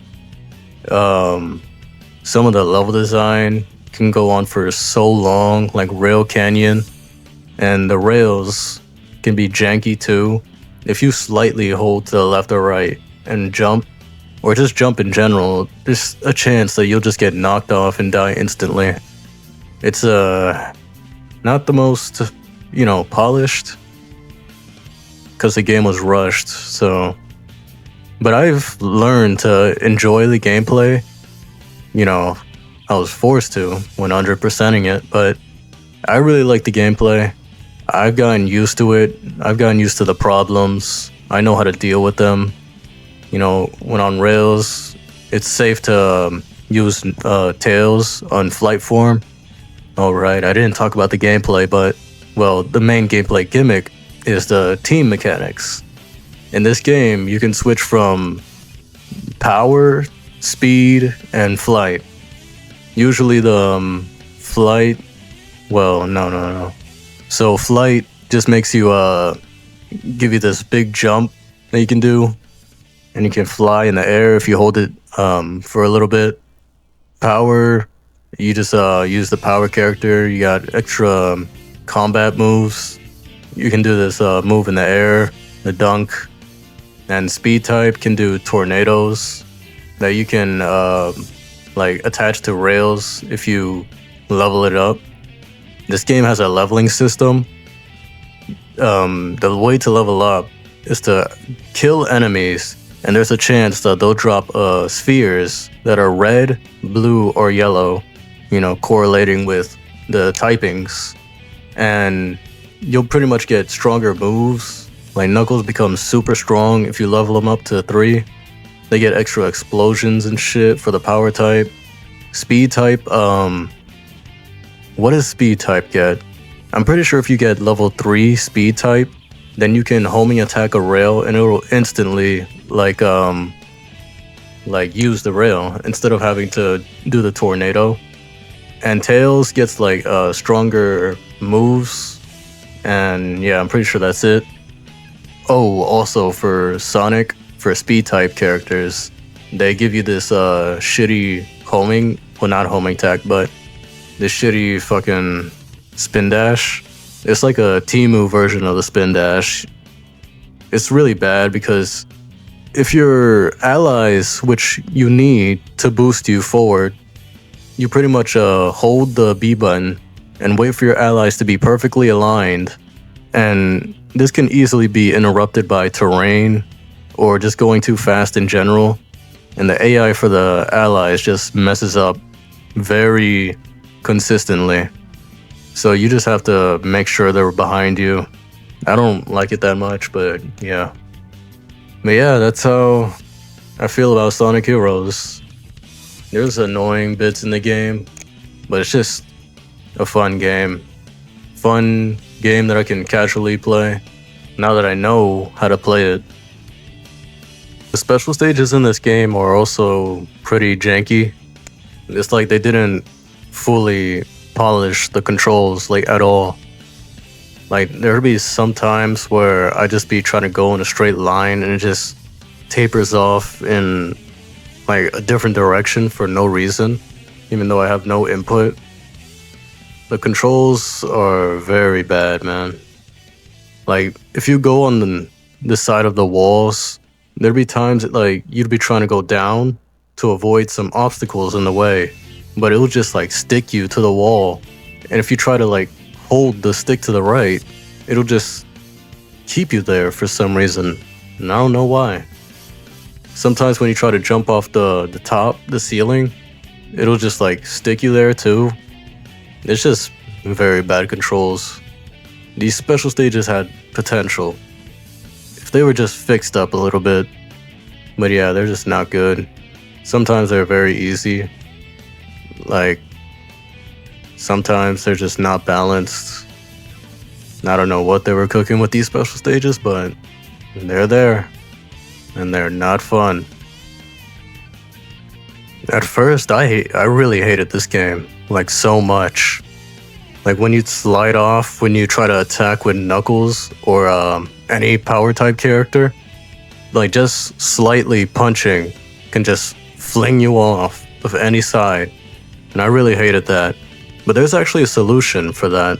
If you just tap the punch button without moving the analog stick forward in any direction, then he does little jabs instead that keep you like on the platform without thrusting you off. And yeah, there's something about this game that's so just entertaining to me. Just thinking about it after not thinking about the game for a long time is just enough to make me happy for some reason. Even the times when I've struggled or got upset because I got cheated by some glitch in this game or something like that, I always look back on this game positively. Because at the end of the day, it gives me a struggle, a challenge that was very entertaining. It gave me something to get better at. This game is just special for some reason. It's just the look, the music, literally everything about it. Maybe this game brainwashed me. I'm over here talking about nonsense, but let's move on to the ranking. For Sonic Heroes, I'm gonna put it at a comfortable A tier. Yup, that just feels right. This game is actually a guilty pleasure of mine. Like, sometimes after a while of not, having played it in a while, like a couple years or so, I just pop this game back in and just start playing all the ridiculous routes and all the crap you gotta do in this game. It's pretty lengthy if you're going for the entire true ending, where you get all the endings in the game. All 10 endings, by the way. You gotta play through this game 10 times to get to the final ending. And I'm just gonna make this as quick as I possibly can, because this game is long as shit. I could talk about this game for hours. There's a lot of problems. Like I said, it's a guilty pleasure, but this game focuses on guns for Shadow and the Black Arms, which was, Black Doom helped create Shadow with his own blood from way back then with Gerald, since Gerald made a deal with Black Doom. And Black Doom, he's kind of just there. It's not really a good enemy. He's just kind of dumb. There's a gun scientist and armed forces that you can help out throughout the game. Another problem with this game is you can pick one side and attack the other side, but the side you allied with will still shoot at you and still attack you for some reason. It's like they didn't program the AI to stop, attacking you. So they just get annoying. They just get in your way for no reason when you're on their side. This game's gameplay is just Sonic Hero controls, but somehow even more slippier. Slippier? Is that even a word? but just somehow more slippy. And just the acceleration in this game. You go from walking 1 second to flying down the holes in another. It's just not naturally, a good buildup of speed. You just go at that speed immediately. This game also has chaos control powers. You can use chaos control to fly to the stage if you're attacking enemies and filling up the blue meter. That's how that works. But if you want to fill up the red meter, you got to do bad stuff and attack the good guys. So, and that gives you Chaos Blast, which just gives you a huge AoE. And the story of this game, where do I even begin? It's all over the place. This game really wants to be edgy so bad. That's literally what they said themselves. They wanted this game to be edgy and be for a more mature audience. That's why he uses guns and weapons and shit. They're like, yeah, let's take Shadow and just try to appeal to the masses of people that don't care about him at all. But anyway, you can also ride vehicles in this game, like these demons, these black arm creatures. You can ride them, pause. You can also ride cars, all types of stuff. Just not good gameplay in either of these vehicles. They're just so slow and pretty crappy controls. And yeah, the gameplay in this game is just get to a level, choose whichever route you want to do. There's this map that usually shows up in the beginning and end of a level. If you do good things, you go up. If you do bad things, you go down. Or is it the other way around? I don't really remember, but you can pretty much just go whichever route you want, depending on if you do a good route or a bad route. You can also do neutral by getting to the end and not talking to the Sonic cast that shows up randomly, or doing any of the bad stuff. But yeah, this game, it's one of the games of all time. I'm genuinely struggling to try and think of something to say about this game, even negative or positive. I just can't think of anything. It's just such a middling game. But even with all this game's problems, I still find a good amount of enjoyment.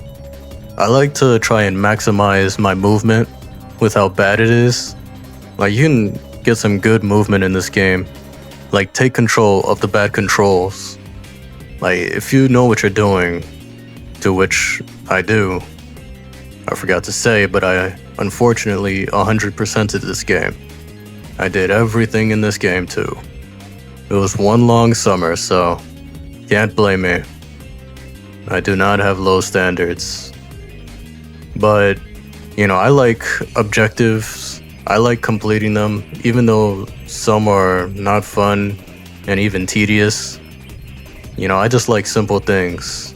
And I can find enjoyment out of even something like this. This game isn't something that does something really well, and it doesn't do anything super bad. Well, except the arc stages. Those are awful, but it doesn't do anything besides that. It's not some super awful game that needs to be ridiculed, or I need to say how bad it is. I just don't feel that way about this game. I'm just very in the middle in terms of my feelings towards it. And since that's how I'm feeling in the middle about this game, I think that's a good placement for where I should rank it. In the middle, that is C tier. Yep, we're gonna place it right here.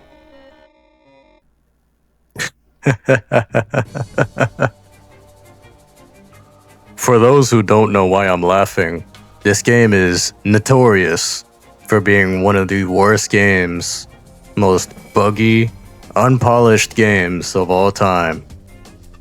And I think that sentiment is just too much for a game like this. Now, I know it sounds crazy, but I don't think this game is that terrible. You need to leave!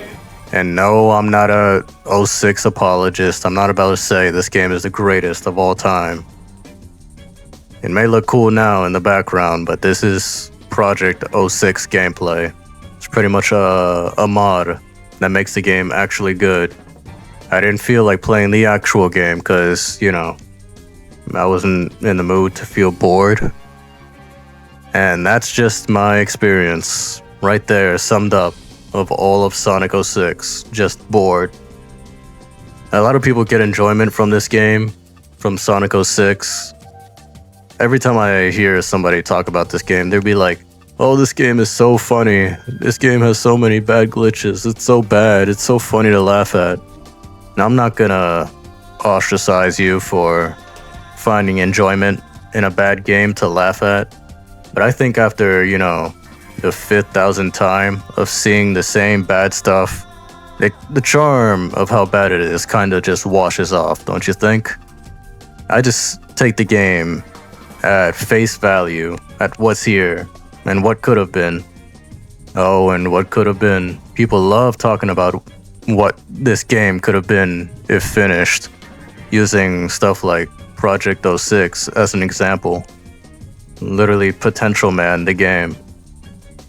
And yeah, this game, every time I try to play the original 06, I'm just bored out of my mind. And one contributing factor to that contributes so much to that boredom is the hub worlds. The hub worlds in this game are so barren, so empty, with literally nothing to do. And it gets even worse when you're playing as Silver the Hedgehog. This is his introduction. Look at him. This is him. He has a great design. I love his voice. I love so much about him. He's not given much time to shine. Even in his own game, he could have had more time to shine in his introduction game. And they just don't.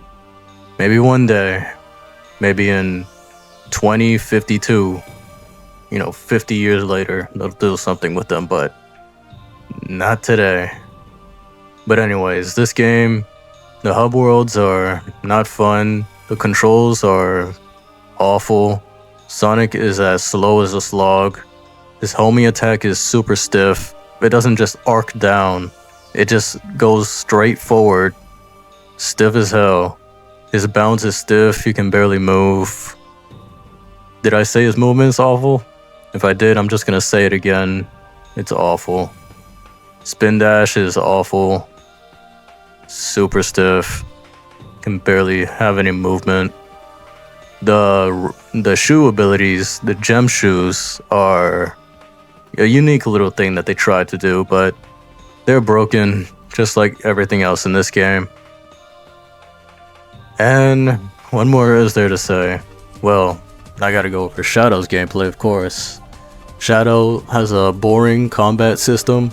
It's like Sonic Heroes, but with even less strategy. You just throw out Chaos Spear and spam the attack button, and that's about it for Shadow. Not very fun. Silver, probably the most enjoyable gameplay style. Even then he has a lot of problems, but I like picking up all the objects with the physics and shit and throwing them. Again, if we can just have something with Silver currently nowadays, that would be awesome. Just current Silver stuff, literally anything. Moving on to the story. The story is just very confusing, contrived. Just time travel story where the rules just get made up on the spot, don't feel consistent at all. And and the look of this game is awful. For some reason, they made the humans just look like abominations when they had, you know, a good source of how to actually make them, like the Adventure 1 or 2 styles, where they're very cartoony. You know, you don't have to make them look exactly like 2, because some of them look goofy. But, you know, they could have done something. What they did in this game is not the right answer. But yeah, this game gets so just overblown when it comes to how bad this game is. It's just so like overrated in terms of, just how terrible. There are tons of boring games out there, tons of glitchier games, worse games than this. This game is not good by any means, but this is not as bad as it gets. In terms of enjoyment in this game, there are times where I've somehow found enjoyment just trying to skip through the level, trying to find my own path, but that's about it. There's also side characters like Amy, Omega, Blaze, and they're not very fun either. They're just very unpolished and broken. Just unfinished side gameplay styles. Yeah, I feel like I've said everything I could about this game. Also, this game has one of the most confusing final bosses of all time. It's like it cycles through which weakness it has, what it's vulnerable to, like Sonic, Shadow, or Silver. And it just does it at random. There's no queue. You just have to randomly cycle through whichever character you're using. So just genuinely terrible boss design.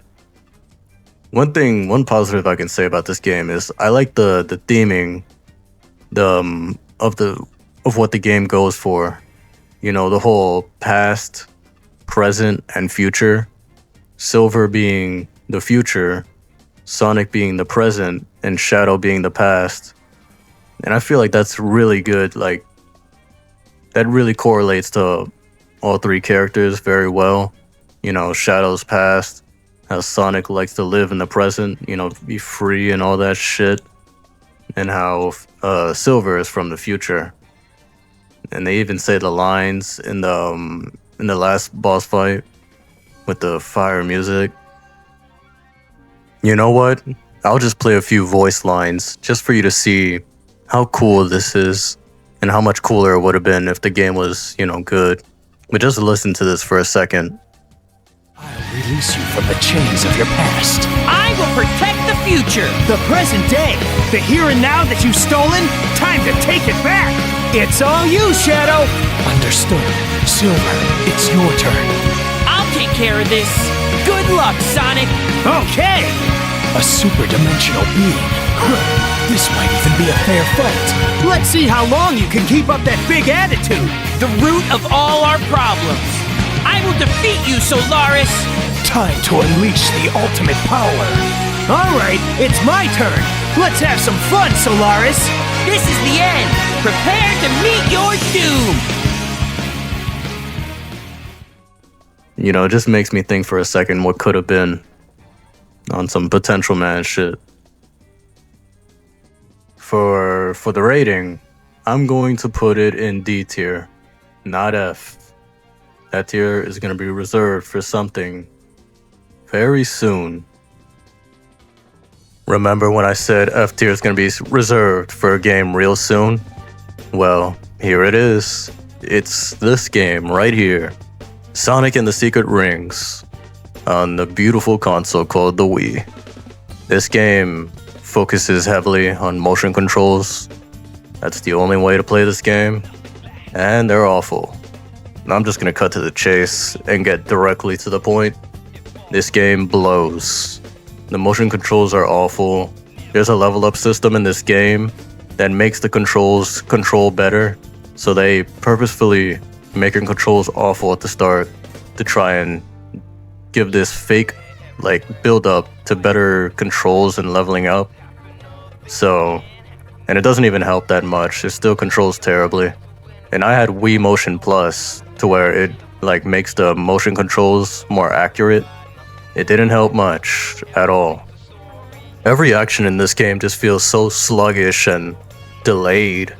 Like the jump in this game, you have to hold down the 2 button, I think, and you gotta charge it up to jump, and it just slows you down heavily. Really good platforming. If you tap it, you can do a quick dash. None of it's just fun at all. And the progression in the levels in this game, well, the levels themselves are not fun either. Like they require precise controls, even though the controls are awful. This game, man, this game. But anyways, what I was gonna say with the level progression is that when a story cutscene happens and another level randomly opens up, the level select just feels like it's random at times. It's very easy to just get lost and not know where to go next, even though it's just a menu and you select what level you want to go to. They just weren't thinking when it came to that, I guess.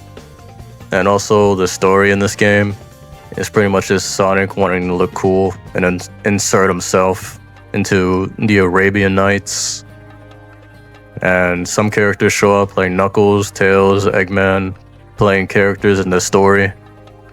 And they just have little silly banter. There's Shara and Eraser Jin, the main bad guy. Eraser Jin is generic. He sounds goofy as shit. He sounds constipated all the time. No! This isn't possible! Take this!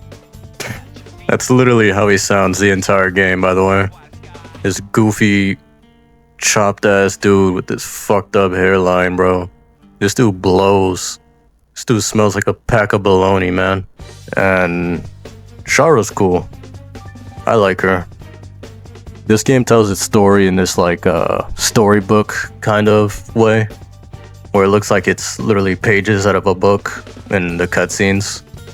You know, it's a good way to save budget and, you know, keep the immersion of the game still intact, if that wasn't already broken by the gameplay itself. But yeah, Sonic's characterization in this game is pretty good. This is where people, you know, praise him so much because they love how he acts in the storybook games. And I like him too. He's pretty cool, very in character. But the story is like the only thing that's keeping this game, you know, in a positive light, whatever tiny bit of light that is. And it really doesn't do much because, you know, the story doesn't really have that many impactful moments. Trying to think of some right now. There's the ending, of course, where he uses all the rings to turn into a racing stripe. Most of the story is just Sonic and Shara talking, and they have a fun little dynamic, so I enjoy that, but it just kind of just feels like they're just yapping, and that's pretty much the whole story. But yeah, this game, I already said where I'm gonna put it, so goes in F tier. Sonic and the Secret Rings, everybody's favorite game. So the sequel to Sonic and the Secret Rings, Sonic and the Black Knight, still goes off of this on rails, like Wii remote control, motion control stuff. But in this game, the controls, I actually feel like they've improved. They feel more tighter, like I have more control of what I'm doing. And it's not all perfect because sometimes it just doesn't respond, but it definitely feels more tighter for sure. Everything just feels more quicker, snappier. I don't know what they did, but they made it somewhat better. That's for sure. That was off of my first impressions when playing this game. It's still not ideal because, you know, the whole game is just based off of the motion controls and the on-rails gameplay. But there's some fun to still be had in this game. I like doing the buzzsaw attack where you like jump and like spin with the sword. Yeah, I didn't mention the premise, but this is, you know, Sonic and the Black Knight, like in the title. So Sonic has a sword, and he has this gauntlet, and the sword talks. What was his name? Excalibur? No, it was Caliburn. Caliburn talks. He's just, you know, a little witty piece of shit, but he's funny. So I'll let him slide. But since we're talking about the story now, I might as well talk about the story itself. And this is where stories for a lot of people peak in the Sonic universe. Literally everybody, when talking about this game, just goes straight to the story and just ignores the gameplay. Because that's the highlight of the game, the story. And the story wouldn't work as well if it wasn't similar characterization from Sonic and the Secret Rings, which is good. It's a good Sonic characterization. He just does what he wants, and he just does what he feels is right. Again, just like in Sonic and the Secret Rings, you're gonna see some of the Sonic cast, in roles of, what was it? I forgot what the actual story is called with Gawain and shit, but they're actually gonna fill the roles of all those characters. And I really like the settings that they chose for the storybook games. They just feel so surreal and like different from any Sonic game. Like all the Arabian Nights stuff, and then going into this world of knights themselves and battling and shit. That's just as cool to me. But yeah, in this game, Sonic is transported to the book, the world itself, by Merlina. And she's definitely not a bad person at all. She's very nice. So throughout this game, Sonic just becomes better at being a knight. He's told by Merlina to fuck up King Arthur because he's all evil. But you find out later on that King Arthur was just an illusion made up by Merlina herself because, shocker, she's the evil twist villain. The story is just simple and to the point, and that's what I like about it. It just feels like a fun little adventure. Like a Sonic adventure. No? But yeah, Sonic and the Knights team up to take down Merlina. Sonic has this cool transformation in his knight armor.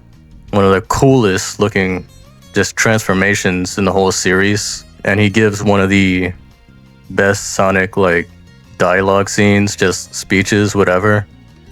And he just gives this really cool life lesson to Merlina. I'll just play it right here and let you listen to it. Merlina, every world has its end. I know that's kind of sad, but that's why we gotta live life to the fullest in the time we have. At least, that's what I figure. But yeah, I appreciate this game. I appreciate it for trying to fix the mistakes of Secret Rings and trying to be better. There's still quite a few problems. This is still not ideal Sonic gameplay. Platforming, picking up speed, all that. But it went for something different, and it improved. So I respect it. And I really like the story and the characterization, all that. So I'm gonna give it B tier. I just realized that I fucked up. My dumbass didn't realize until now that I messed up the order. I was ranking all these games by, when they released, at the times before and after, But my dumbass didn't realize that Blaze was first, appeared here in Sonic Rush. And I already had 06 and Black Knight, which already had her. So, yep, I did a little mess up right there. Oh well, it doesn't matter that much anyway. But yeah, this game introduces Blaze the cat. I'll just talk about her design right now. It's really good. I really like the fur cuffs and the fur on the ankles too. It's really good design. The purple fit with the white pants. They're so fire. And the heels and the way her hair is tied up by this red thing. I just really love her design. The lashes, I'm just noticing. The yellow eyes. She just has so much aura, bruh. Is that El Glaze? Am I glazing? Yeah, who cares? It's Blaze anyway. She's super cool. Oh, and if she wasn't cool enough, she also has fire powers. Any fire user in any media, any series, franchise ever, is just always gonna be fire, bruh. No pun intended. Always the coolest, bunch in the group, you know. But yeah, I love Blaze the cat. In this game, she's very like rude. That's how she starts off, not trusting anybody, just wanting to rely on no one but herself. And throughout the game, well, I might as well talk about the story now, but throughout the game, she's told by Sonic's friends to like ask Sonic for help, since he'll help you with whatever problem you have. And she's just so hesitant to trust anybody else. You know, with her dimension being on the line, she's from the Soul Dimension, and she has her own version of the Chaos Emeralds. So she's literally their dimension's version of Sonic, but they're called the Soul Emeralds, and they've been, you know, taken here to Sonic's world. And she has her own Eggman N. I'm not gonna say his name. You know why. She eventually befriends Cream, because Cream is very trusting and nice person. So throughout the game, Sonic and Tails and Blaze and Cream just go on this adventure, collecting like the emeralds and stuff, while both of the Eggmen try to stop them. You know, it's a very fun like story. I love the little interactions Blaze has with the other characters like Knuckles and Amy. They have a lot of character in this game. I love how much they talk about Sonic without him being there to talk to. It's like how they see him. I just like the differing opinions of him. But yeah, after hating on Sonic for literally the whole game, Blaze eventually meets up with him, you know, for their final time to fight. And that's where Sonic says, like, you shouldn't have to do this all on your own. Like, you shouldn't have to carry all the burden and all the responsibility. They should, like, ask for help, or she should ask for help. And that's where she starts crashing out. And they just butt their stupid fat heads against each other for like 30 seconds. And that's where you have to break your thumb mashing the fucking DS controller, man. That shit really hurt. First time I ever did that, man. But the trick is to press the DS against your thigh and just start smashing the shit out of your DS. It's not ideal, but, you know, it gets the job done. But yeah, after Sonic defeats Blaze, they eventually team up and have this cool ass final boss with the back to back and the shit and all this nonsense that I love. But yeah, very cool final boss. Very solid story. I really like it. I also want to mention the music real quick. The music was composed by Hideki Nakanuma. He's the one that's putting all the samples and the music, giving this game such a incredible identity. It's just such a unique feel. It just gives so much life to the game. It just matches the crazy speed that you can just match with the music, and the energy is just all there. So yeah, incredible composer. Hideki is goated. Listen to the music of this game if you haven't. I feel like most people would enjoy it. Now onto the gameplay. This is the first game that introduces the boost mechanic. This game right here introduced it, and it's still being used. This formula is still being used to this day. This game, you basically fill the boost meter by doing tricks. And to do tricks in this game, you just go off of a ramp or a spring, and you just spam the like A or B button, whichever. And you can also do like similar input tricks to the advanced series, where you hold up or left and you get like different style of tricks. It's a finisher. The special stages in this game are just a half pipe, so, and they're actually pretty, like, they're simple, they're fun. Nothing to say about them, not much. The gameplay in this game is just fun, just in general. Like, the amount of speed you're just able to keep, They also keep this the spin dash. You can roll. It has good like controls in general. It's all just pretty solid, making for just a great game. One criticism I do have for the game though is some of the level design can be a little finicky. This game was developed by the same developers of Sonic Advance 3. No, not just Sonic Advance 3, what am I saying? The Sonic Advance series. So Dimps. And like I've said before, they've got a little... They love to put giant pits into stages that you can't tell is coming up. And so you're just going fast as you can through the level. You know how like you're supposed to do in a Sonic game. And then they just expect you to make a complete stop and know that a pit is just coming up. And if you don't know, then you just die by going too fast. Just very punishing level design for no reason. I just really hate that. Especially deeper in the levels, like near the end, it's just constant bottomless pits. So when you get near the end of the levels, just expect to be instantly killed, so do not fall down anywhere. And some of the platforming in this game can be awkward, especially when they try to just make you go to a complete stop just out of nowhere after speeding through.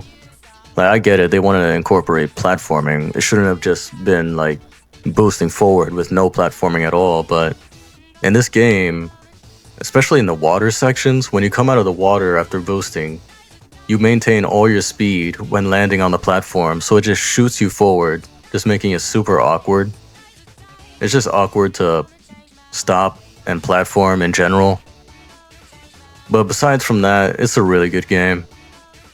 So for the final ranking, I'm going to put it in A tier. You know what? No, I changed my mind. I'm midway, editing this part of the video after just voicing it over. And no, I changed my mind. This game is just S tier. I don't know what I was feeling during that moment, but yeah, it's definitely S. Time to talk about Sonic Unleashed. I have a lot of nostalgia for this game, because like I said, way back in the beginning, I grew up with this game. I remember watching the trailers, getting hyped for it, waiting for it to come out, and then playing it on the Xbox 360, and then never finishing it because I had to talk to Pickle and I couldn't read as a kid. Those were really fun times. I could talk about this game for hours, but for the sake of the video, I definitely don't want to do that. This damn video is already long enough. But anyway, let's get started and talk about this game. Story of this game is Sonic, right at the beginning, you get this incredible cutscene. And he gets turned to a werehog by Eggman. And now you have to bring color back to the emeralds by going to every temple with playing Sonic as a werehog and regular Sonic. Tails is there, Amy shows up. Everyone else is just MIA for some reason, like Shadow. I guess he was just on vacation or something during this whole game.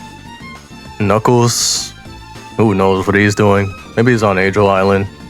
I guess he doesn't care. He just didn't give a fuck that the planet split apart. He's like, what does that have to do with me? Fuck you. What a nice guy Knuckles is. But yeah, this game takes the Sonic Rush gameplay, the introduced boost formula, and just translates it into 3D, has 2D sections in it. This is the fastest Sonic game ever, for a reason. The boost in this game just really feels good to just try to maintain as much speed as you can. It's not just hold the button down and you just get to win every time. You have to strategize. The level design in this game is incredible. There's just so much like open areas that they sprinkle in the levels. There's so much hidden hidden paths. There's all these secret areas to get medals, and I will talk about those in a second. The look of this game is also very beautiful. It's just, it was ahead of its time. That's what everybody says. That's the generic dialogue to say about this game, but just looking at this game and it just makes sense. But anyway, back to the story. You pretty much travel all around the world. You go to lookalikes from, the real world, and they get translated into Sonic, regions of this Sonic world. Like, there's an area inspired by Africa, by France, literally Greece. Just look at this area in Sonic Unleashed. It looks beautiful, right? And that's because the game is beautiful. But look at this picture of Greece. You can just very clearly tell that they took inspiration from real world areas to incorporate in the game and make it more cartoony, more Sonic world-like. I just really like what they've done with the whole aspect of taking real world places and inserting them in their own, style, their own way. It's done really well. It's very cool how they did this globe-trotting adventure kind of feel. Adventure. Kind of like an adventure game. Also forgot to mention that this game introduces Chip, the Chihuahua. Yeah, you couldn't tell this is a Chihuahua? Well, it is.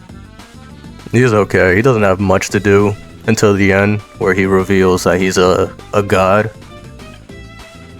But he's just a silly guy. But yeah, after fighting through all the Gaia creatures and then going to Eggman Land, that's where Sonic beats Eggman and Dark Gaia betrays him. And Dark Gaia is this all-powerful god that awakened after Eggman split up the world. He looks very nice, by the way. This is how he looks. Very inviting. I heard he's pretty good at cooking. I really like his design, how ginormous he is. Just this monstrous creature that just comes from the earth. Looks like something Godzilla would fight or something. And that's when Chip, at the end, after realizing that he's like Gaia and has these great, powerful, powers, he teams up with Sonic to take care of the Dark Gaia. Uses this giant golem mech thing. And yeah, he just gets sealed in the earth after sacrificing himself. Just a simple story. And I really like that about it. It's just a very fun adventure. So on to the gameplay, I'll start with the Werehog first. So in the Werehog mode, Sonic has the ability to turn into Luffy and have stretchy arms for some reason. I guess Werehogs are known for stretchy arms now, but yeah, he has stretchy arms, allowing him for long reach in combat. This is a combo list that you can unlock by upgrading his combo gauge in his skill list. It just gives you new moves. When you're playing this game, you should definitely aim to level this up first to give you more combat moves. It just adds more, variety to the combat. Because starting out, you only have a couple moves. So the Werehog has God of War inspired combat, and it has platforming, where it uses its long limbs to platform. And here's a tip that not a lot of people know. A lot of people struggle with platforming with the Werehog because they think they just have to tap the B button to grapple onto objects. But there's a trick in this game that they don't tell you that makes it way more easier. Way more easier? Makes it way easier to platform in this game, and that's holding the B button. Literally just hold it down the entire time and it'll latch on to any platform that you can grab onto. It's very much of a safeguard just in case the lock-on just shows up for 1 second and then disappears. So you don't have to make this crazy timing to time the button press. You just hold it down. And it just makes for way more comfortable platforming. You can also launch yourself when you're far down. Kind of like Luffy too. The thing about the Werehog is you've got a good amount of combos and you're just free to explore how much you want to explore when in terms of the combat. There's not a lot of combo variety. At the end of the day, you're just going to be doing the same couple of combos. It's not like you can mix it up, like mid-combo, you're just going to do a different one. No, you have to commit to a single combo that you want to do. So it can get repetitive at times, but I think they did a pretty good job. I wish they fleshed the combat out a little more. Wait, no, I was wrong. I'm cutting in here while editing to say that you don't actually have to commit to every single button input you do. You can actually guard in this game. I forgot to mention this, but you can guard to cancel out any move. Well, not any move, certain moves. Like some that have a long hit time, just a long duration of animation, you can cancel out by pressing the guard. The guard in this game can be used against any enemy. A lot of the big enemies take away multiple guard pieces, so watch out for that. But you can also dodge and roll in the guard. Not a lot of people know that or use it at all, but it's actually pretty useful to help you not get surrounded by enemies, which can happen, from time to time. Yeah, so no, you don't actually have to commit to every single move in the game. There is a tech to get out of it.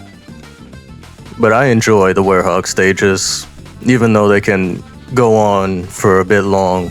If you're not experienced in the game and don't know where to go, how to, maneuver with the Werehog, you're usually going to be taking around 19 minutes per stage.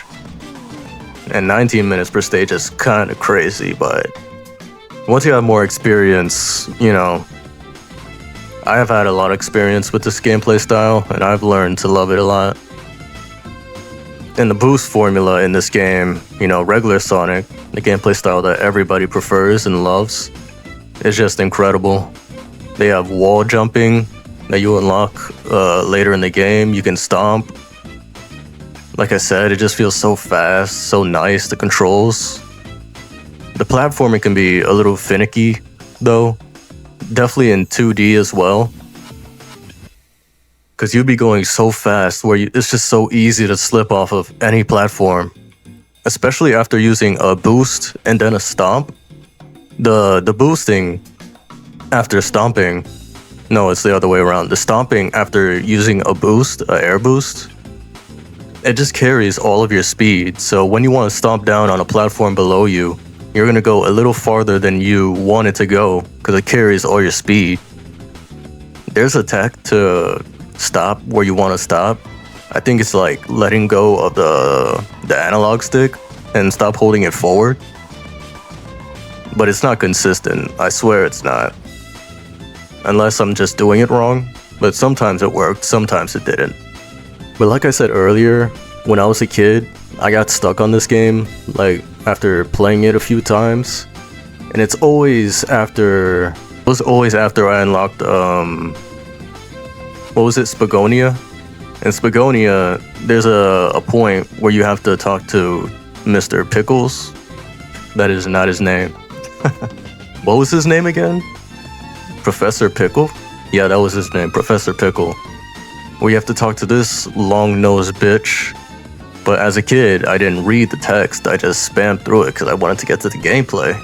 So I didn't know that every time you progress in the game, you have to go back to Pickles. And I think this is a genuine critique. It just kind of breaks the flow of gameplay. I get what they were going for, it's go back to Pickles so he can tell you where to go next so you don't get confused. But just going back to him is confusing enough and just pace breaking. So yeah, I really don't like that you have to talk to Pickles all the time. Also, another big critique of this game is the medals. To progress in this game, you unlock stages by getting medals, moon medals and sun medals.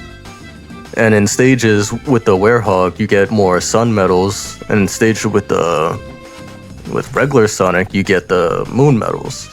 There's more of the opposite in both of their stages. And for the Werehog, it actually complements the gameplay. Since you're going at a slower pace, you get to explore You get to, explore with the combat.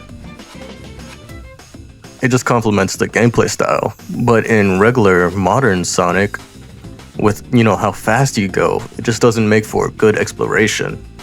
I've learned where a good amount of the medals are since I played this game so much, but for new players, it's just not very friendly for new players, like, at all. Especially some of the locations that they have these medals in, it's very sneaky. So a lot of new players just get halted, their progress gets halted, because they don't know, like, where the medals are. That's another critique. If they ever want to remaster this game, they should definitely, like, lower the requirement of how much you need.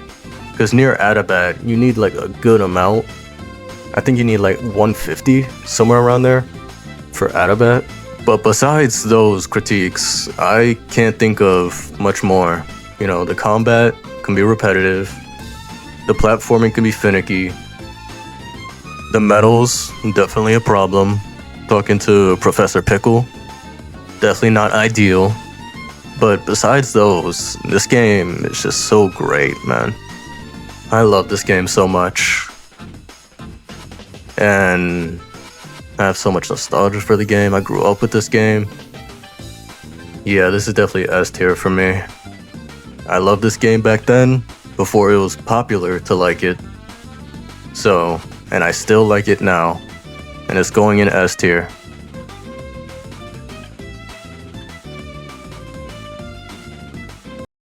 Sonic Colors, the second entry in the boost style gameplay. Right away, I'm gonna get the story out of the way, because there isn't a lot to talk about. The story in this game is just different, because the writing style is different. They brought on Pontek and Graf to write the games now. And these guys write all the way up until 2017. And I'm pretty sure this game came out in 2010. Yeah, I'm pretty sure it's 2010. So, yeah, but their writing style has just never been good to me. It's just a lot of meta, like fourth wall breaking humor.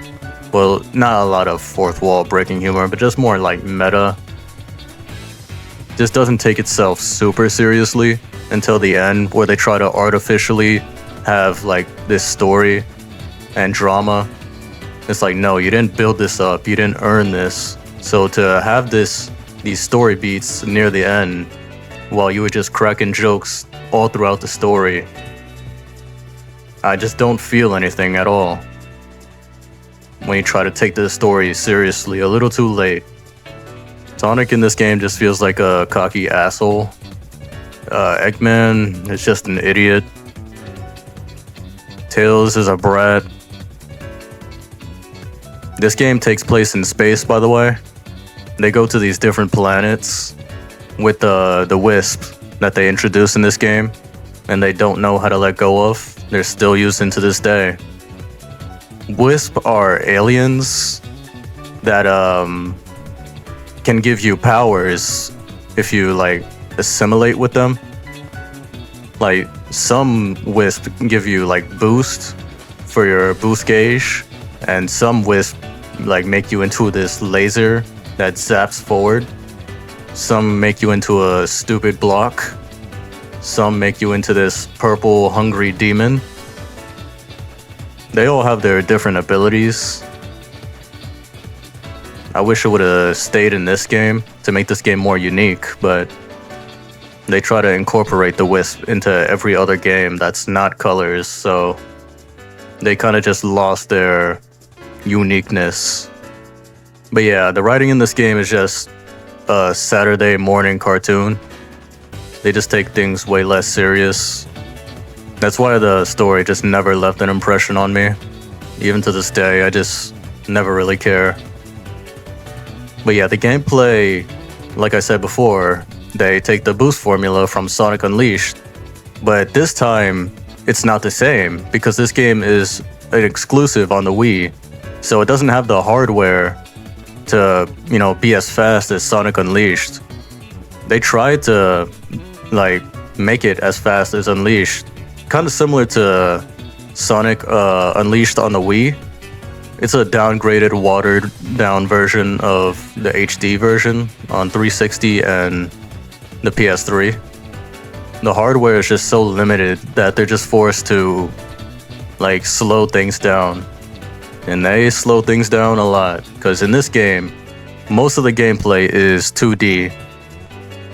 There are small sections of 3D where you can like do a little bit of 3D platforming here and there, but 90% of this game is 2D. You're just going to be looking at it from the side. And I wouldn't dislike that as much if the 2D like level design was like more engaging.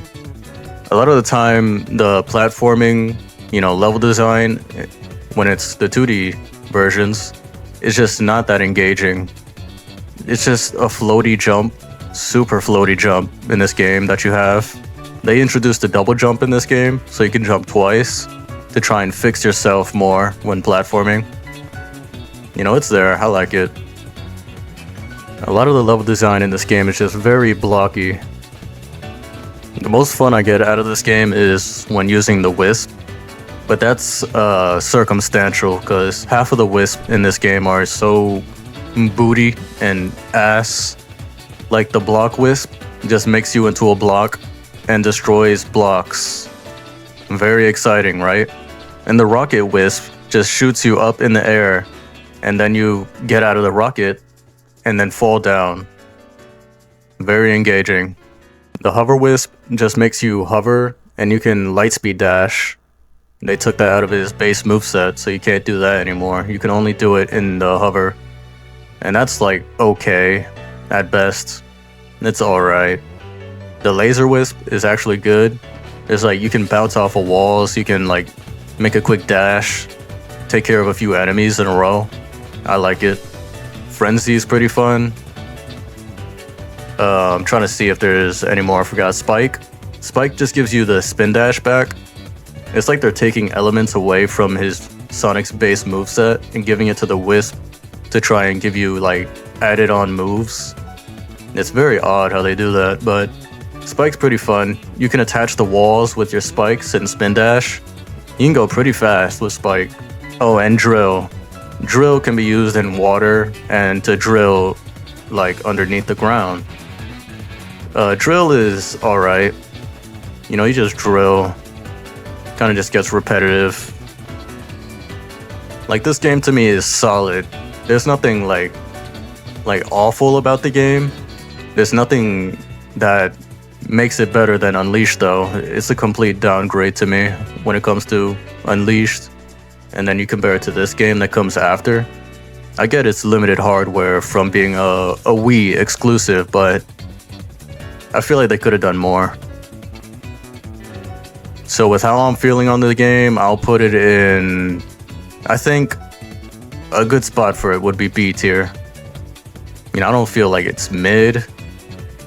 I like it better than a few games in C tier. I'll put it in B.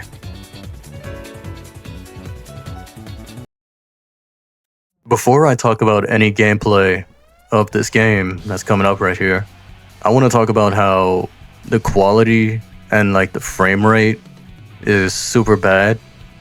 I have no idea why it looks like this. It wasn't supposed to. It didn't look like that when I was playing, so I've tried to fix it. I don't know why it looks like that. But yeah, sorry I couldn't fix it. I've tried to fix it. I've tried every option, but it always just has this crappy frame rate to it. So yeah, sorry I couldn't fix it, but yeah, moving on. Now, on to the third boost formula game. That's Sonic Generations, a celebration game.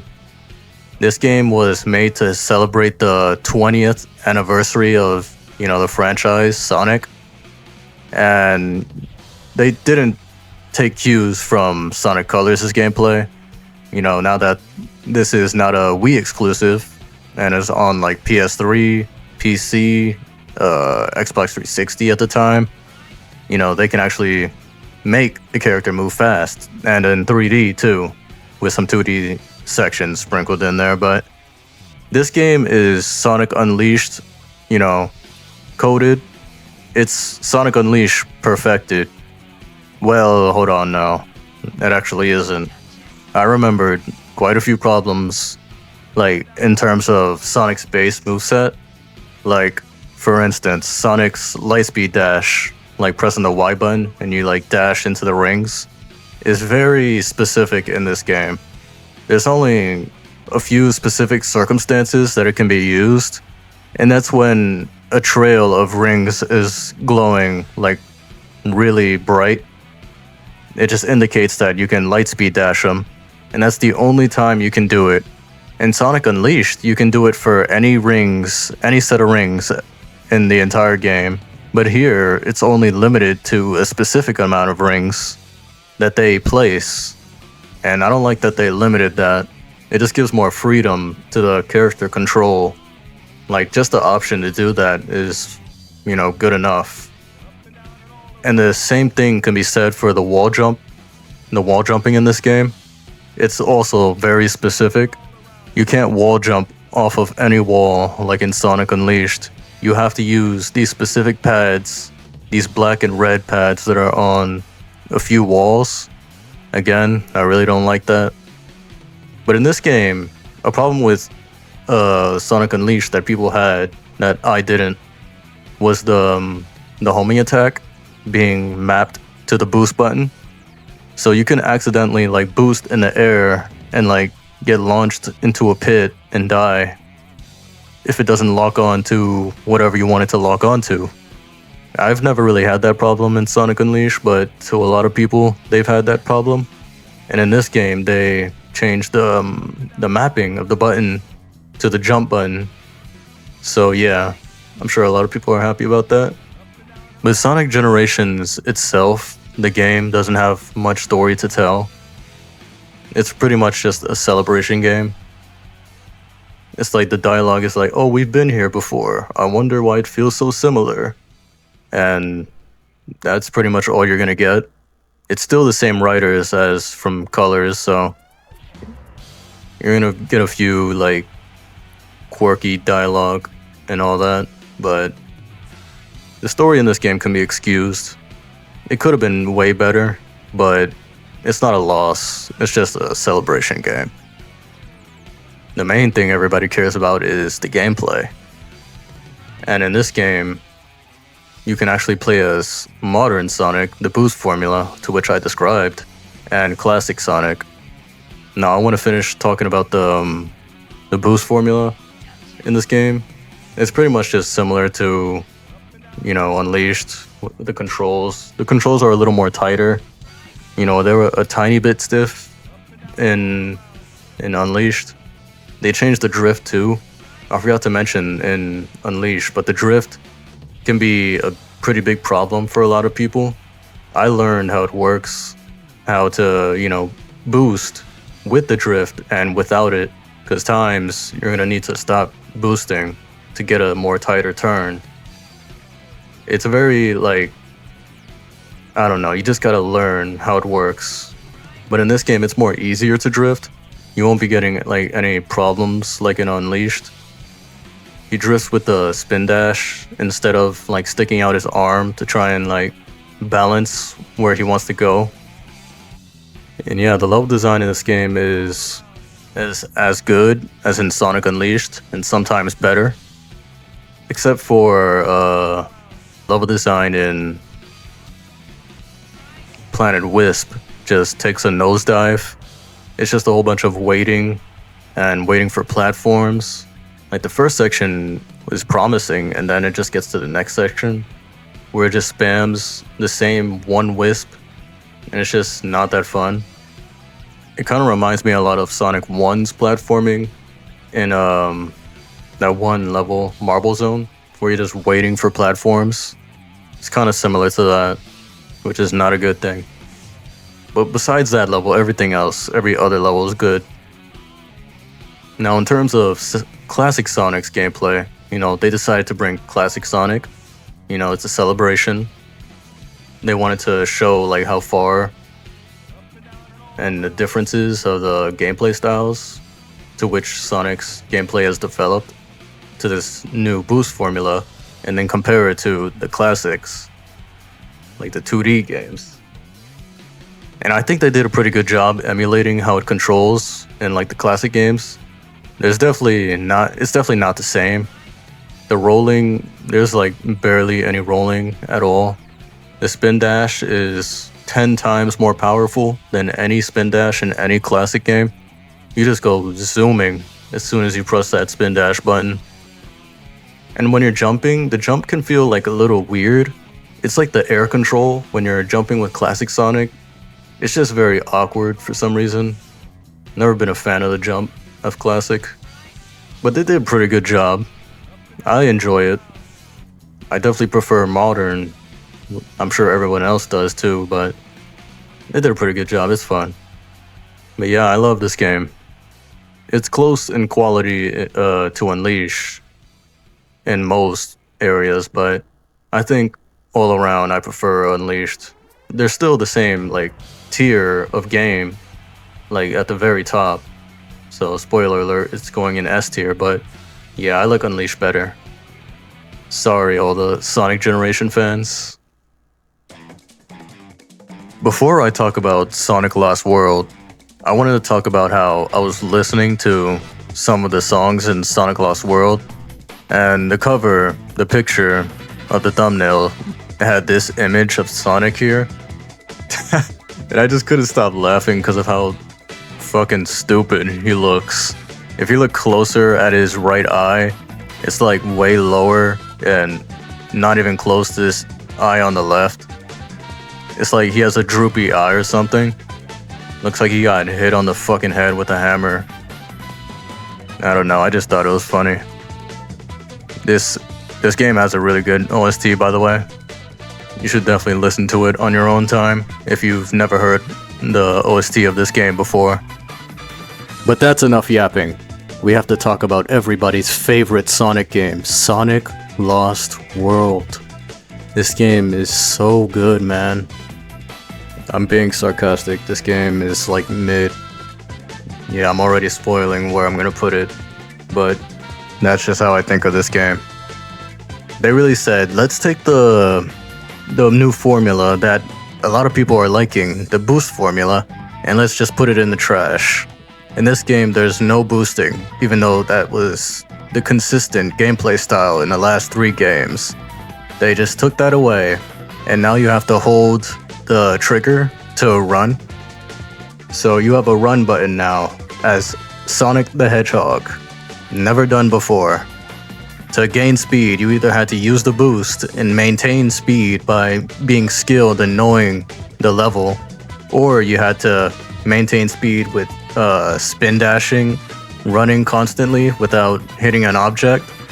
Nope, in this game you just hold the run button.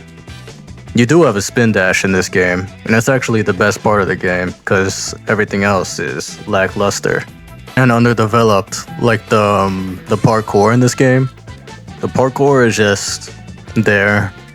There's really not much reason to use it. I've seen some speedrun tricks, like do some crazy parkour stuff, but I'm not exactly a speedrunner.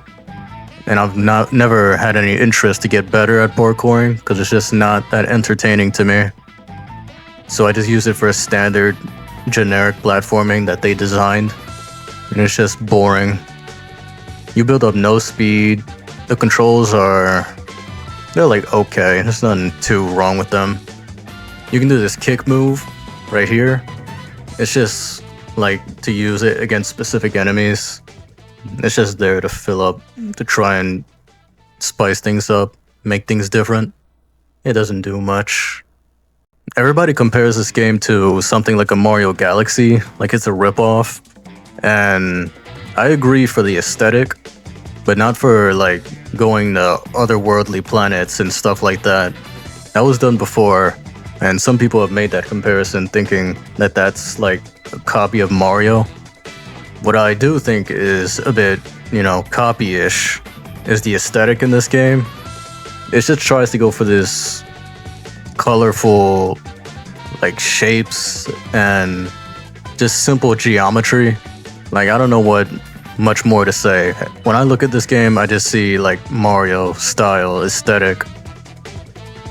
That's just off of first glance, and that's off of my last glance when I turned this game off after playing for like 2 minutes, because this game is boring. This game is actually polished. There's not a lot of, like glitches you'll, see in this game. It's just pretty standard and polished. The story, you can expect a similar quality to the last few games, because the same writers are writing for these games. So, obnoxious Sonic, even more obnoxious Tails, Eggman is just an idiot. And you get introduced to the Deadly Six, the new villains of the game.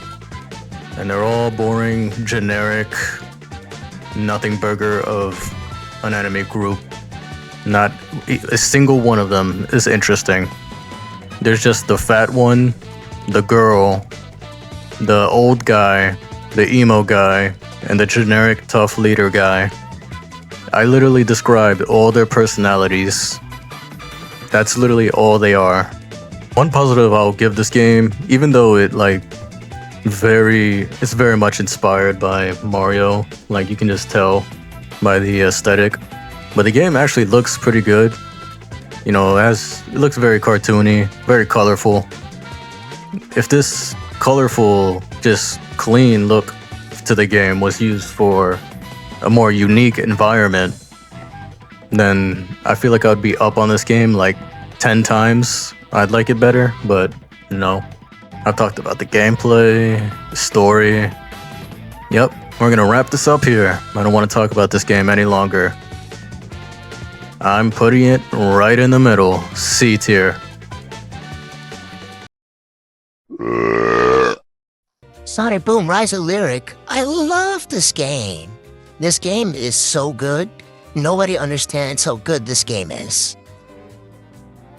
Oh, and for this game, you can expect these incredible designs that they just had to redesign for the game. This is a very big game, so everything has to be new. Look at them, they just look incredible, especially Knuckles. So incredible. So incredible. So... By the way, for this masterpiece of a game, you can expect great stuff like dog shit story, and puzzles that aren't fun at all, a combat system that's boring and bland. All coming to you in stores so soon. Please, you have to play the game, it's so good. Oh, and just to make the deal sweeter, you get the 3DS version of the game, packed in for free if you buy this game, in at least 5 days. That's the time limit, no more, no less. And if you get the game, the 3DS game, it is also dog shit and very boring. Hehehe. So of course, this masterpiece of a game just has to go in F tier. Am I right, everybody? But wait, we're not done yet. The game, the series, Sonic Boom, got another game on the 3DS. Yes, it's a masterpiece. The series just masterpiece after masterpiece after masterpiece. It's so good. Yeah, this game is just more of the 3DS version of Sonic Boom. The first one, but better. I'm not even joking, it's just better. Not by much though, it's still kinda boring. Yeah, this game. Did you know that you can use fire and ice in this game? Oh, and... Oh, my laundry is done. Oh yeah. No, yeah, I gotta order food too. Yeah. Alright. So, Fire and Ice. This game goes in D tier.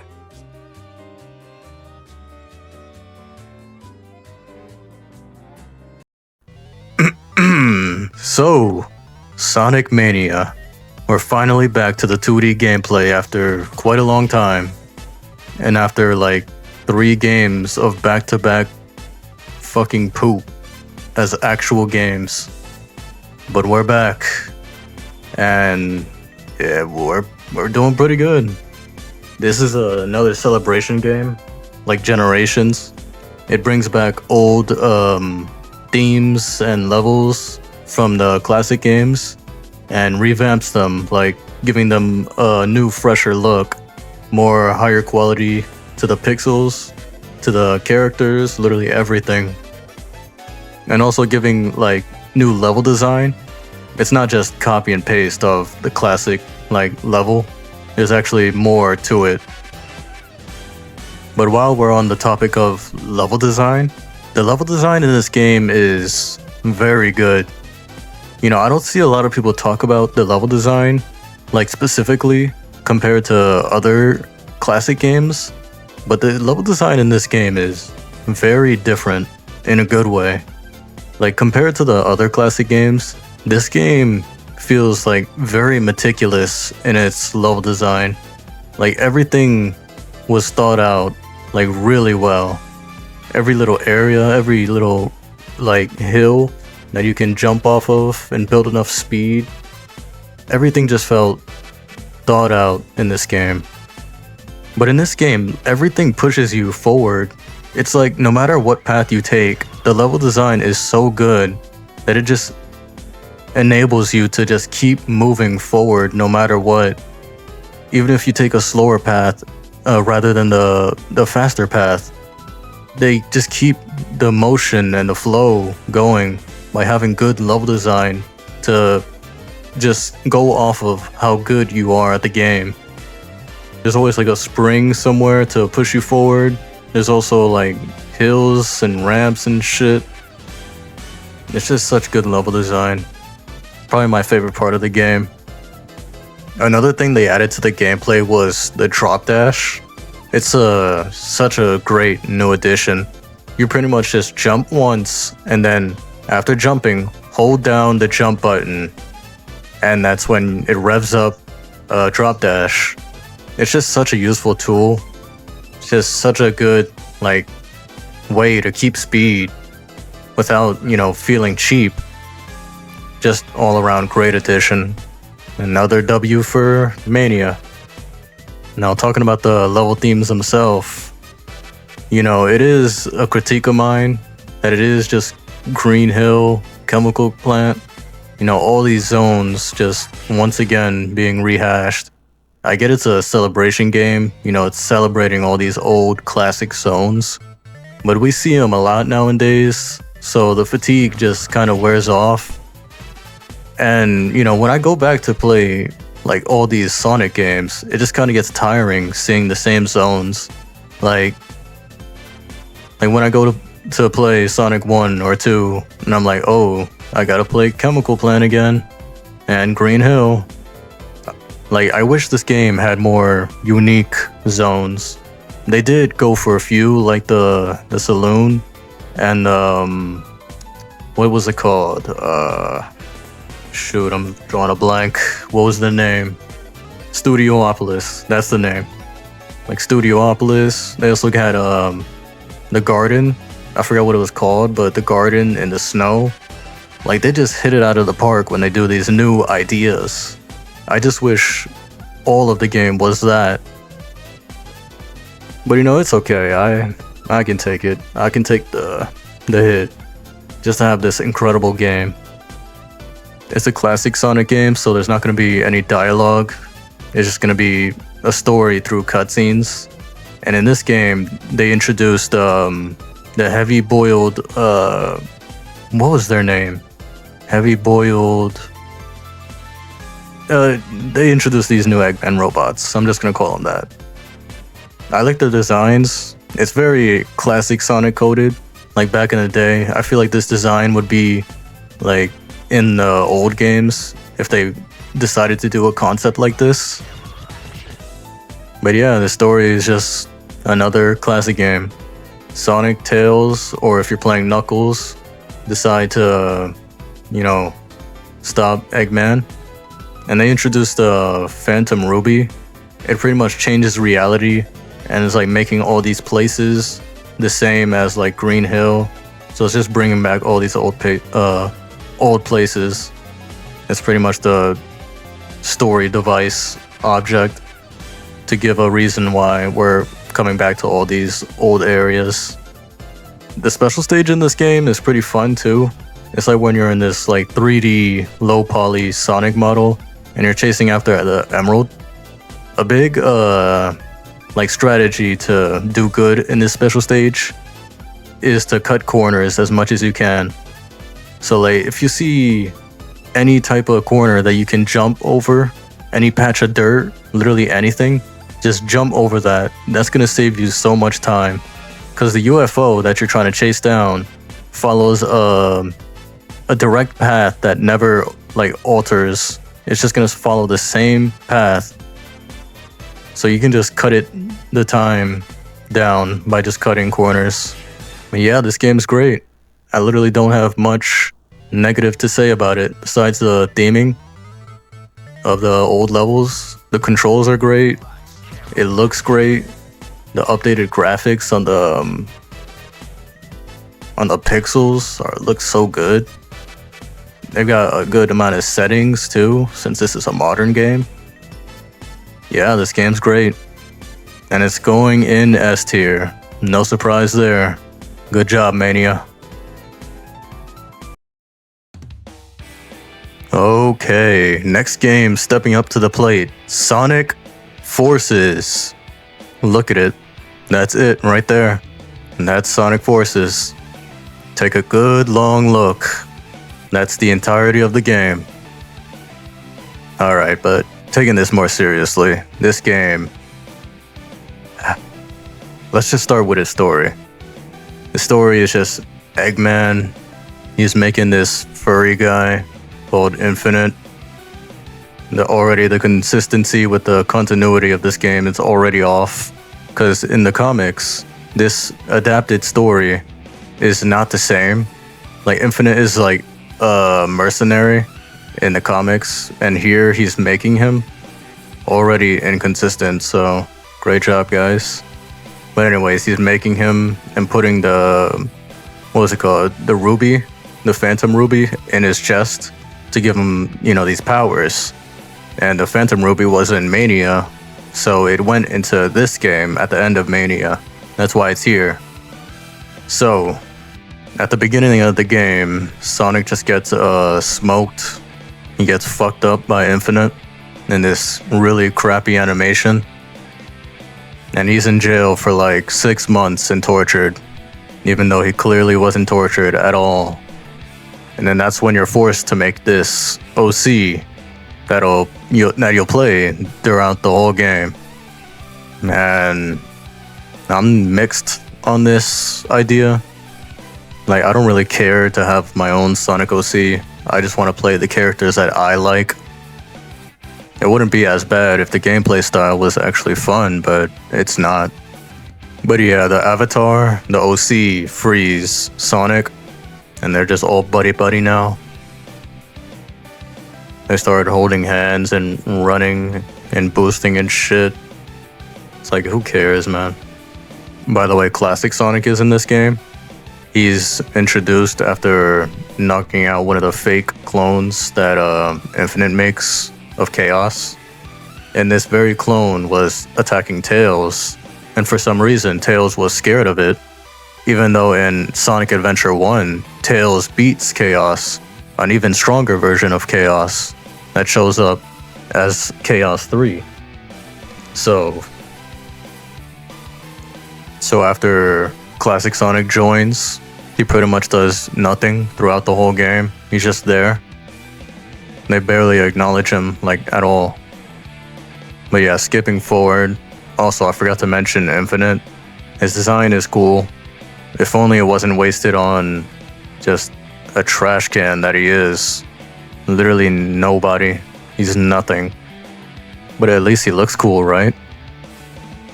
He also makes clones of a couple enemies Sonic has faced in the past. Zavok, Metal Sonic, Shadow, and Chaos.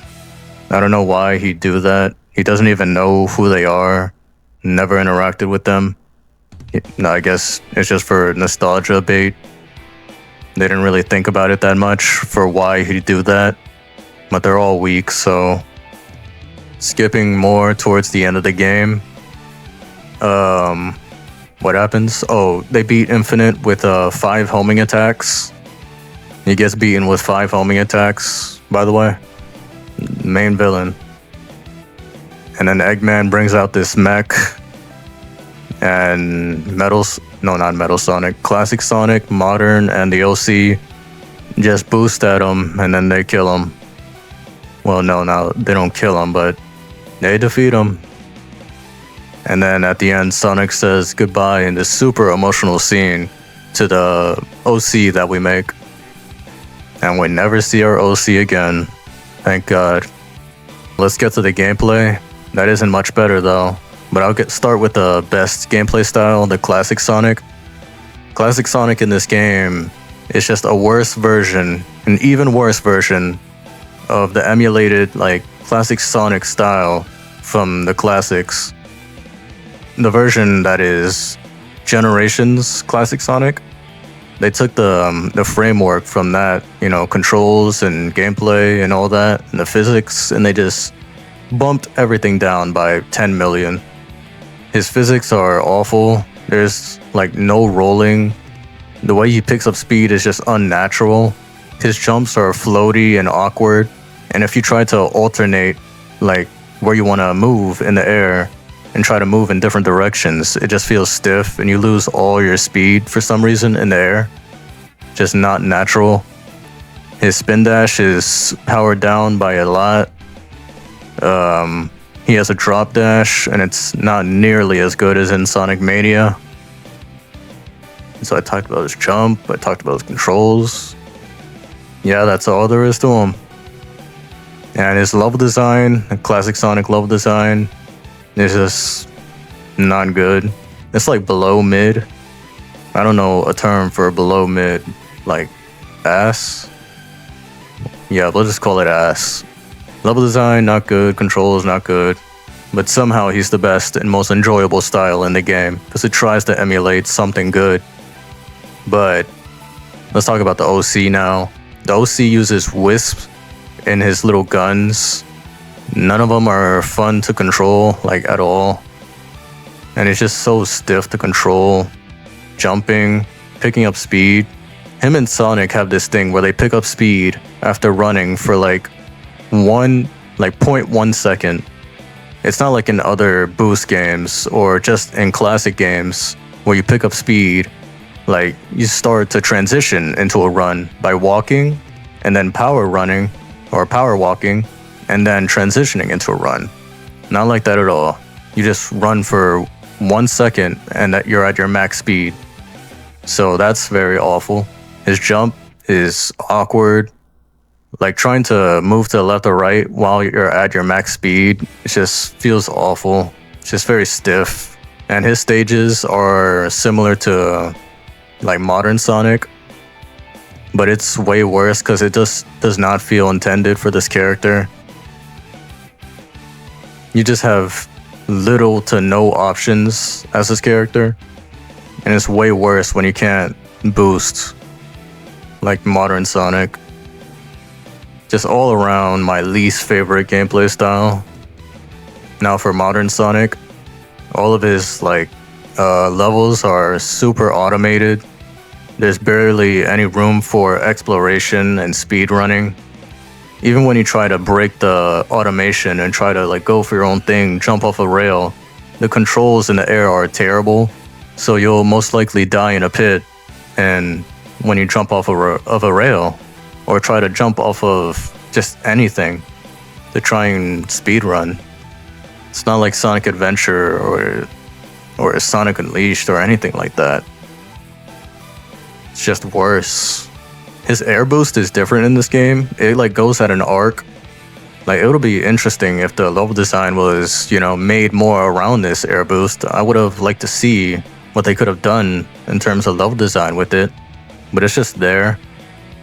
They're just putting you in these generic stages and just get this new air boost that you can barely do anything with. Yeah, he controls awful when platforming. His double jump is very just short somehow. Jumping is bad. Like, oh, and the sidestep is super delayed and bad too. Same with the OC. Yeah, there's just not a lot of good here. I feel like I've talked about everything in this game. Haven't had much good to say, like at all. This game is just one of those boring games that just isn't fun at all. I hate boring games like this so much. I literally get nothing out of this experience. And for that, it's going in F tier, where it deserves to be. This next game right here and that I'm going to talk about is very polarizing, very controversial for a lot of reasons. Well, for every reason, actually. The game, the story, the gameplay, literally everything about this game, even the music, is polarizing to a lot of people. And I have a lot to say about this game, so I don't even know where to start. What am I going to start with? Well, I feel like the easiest thing to get over is the story. So the story in this game is Sonic, Tails, and Amy sense some like disturbance or something. I don't know, I forgot, but they sense something on this island, and that's when they're transported by some portal that transports them to Kronos Island, and Sonic lands in a cyberspace stage, and that's when you have to beat the cyberspace stage. So after getting out, you know, the sky person talks to Sonic, talking about you're the key, you need to be the one to do this, all this stuff. And then pretty soon after getting further in the game, you meet Amy, to which you need to free. And then once you meet and free Amy, after doing a few cyberspace stages and clearing a few like bosses, mini bosses and stuff, that's when Amy starts yapping about how depressed she is and shit. Oh wait, I messed up the order. Before that happens, you meet Giganto that spawns in, and Sage is controlling him, and she basically just tells Sonic to get the fuck out of here. But Sonic's like, nah, I'ma do my own thing. And then he continues to get his ass beat. So yeah, I guess he did do his own thing and getting fucked up. And then after that, you free Amy. So pretty much all throughout Kronos Island, you're just helping the Coco because Amy's worried about them. And now that we're on Amy, I might as well talk about her character because it's different in this game. For some reason, they decided to make Amy more gloomy. She's like just talking about how awful all of this is, like constantly, how bad it was to be encapsulated in that bubble she was. And when this game first came out in 2022, I liked this different like characterization for Amy. I thought it was like new and different. But nowadays, you know, 3 years later, I just think that they went a little too much on the doom and gloom. She's just a little too serious all the time. Because later, when you meet Tails and Knuckles, they're mostly their usual selves. They're a little sad because they go through a whole character arc thing. But here, you'd expect to see a more bubbly, energetic Amy, because that's how Amy is. She's always trying to look at the good in things and trying to be positive even in the worst situations. But here, it's just not that at all. I just feel like they went around, they went about making Amy's character in a wrong way. In this game, if they wanted to be a little more serious, they can have it where like she tries to be like more bubbly, but she just can't because of how serious the situation is. And maybe she like needs a little bit of motivation from Sonic. And then after, you know, getting motivation from him, she starts loving him or whatever. And then that's when she goes back to her normal self. She just needs a little bit of reassurance or something. I don't know, I'm not a writer. But just like something to snap out of that like depression feeling that she just always has during the whole game. to being back to her normal self would have been nice. Instead of her character arc being that she wants to spread her love throughout the whole world, which is just not very specific. She's already been doing that, like in Sonic Adventure 1, where she wanted to help that Flicky, which was related to Gamma. So she already likes to help others, even Gamma himself, when, she thought he was a heartless monster and he showed some emotion and freed her from the jail cell. She started to, befriend him. So yeah, I just feel like they needed to tune her depression arc a little, just a little bit less depression. Show a little, cheery and high hopes in Amy. Also, Sonic's voice in this game is different. He's, Roger Craig Smith, the voice of current Sonic, was told to make his voice super deep because the higher-ups were like, this is a super serious story, so we're gonna make his voice super deep. And that's just not a right way to go about making a serious story in this series. There has been serious stories, and Sonic's voice has just been regular, somewhat high-pitched, energetic. It's been the same for Sonic Adventure 2. It did not change. Compared to Sonic Adventure 1, it actually got better. There's been serious stories, and they've balanced the voices to match the dialogue of what's happening in the story. It definitely wasn't necessary to go about it this way. I don't prefer this voice direction for Sonic, at all. And I'm pretty sure he's not gonna have this voice in next games. But, it was an interesting choice that they went with. He sounds pretty good, sometimes. And sometimes earlier on, when he's still, trying to get this deep voice Sonic down, he just kind of sounds forced. In this scene right here in Chaos Island, this sounds so good for Sonic. I'm just gonna play it right here. Hey, little bro. Feeling better? Yeah, this whole experience gave me a kind of clarity. When this is all over, I think I need to go it alone for a while. I can't grow into my full potential if I always fall back on you. If that's okay. You're free to go your own way. I guess you just blew up on me a little faster than I expected. Are you saying I outpaced you? Yeah, don't push it. It's gonna take some getting used to, but here's to you reaching new heights, partner.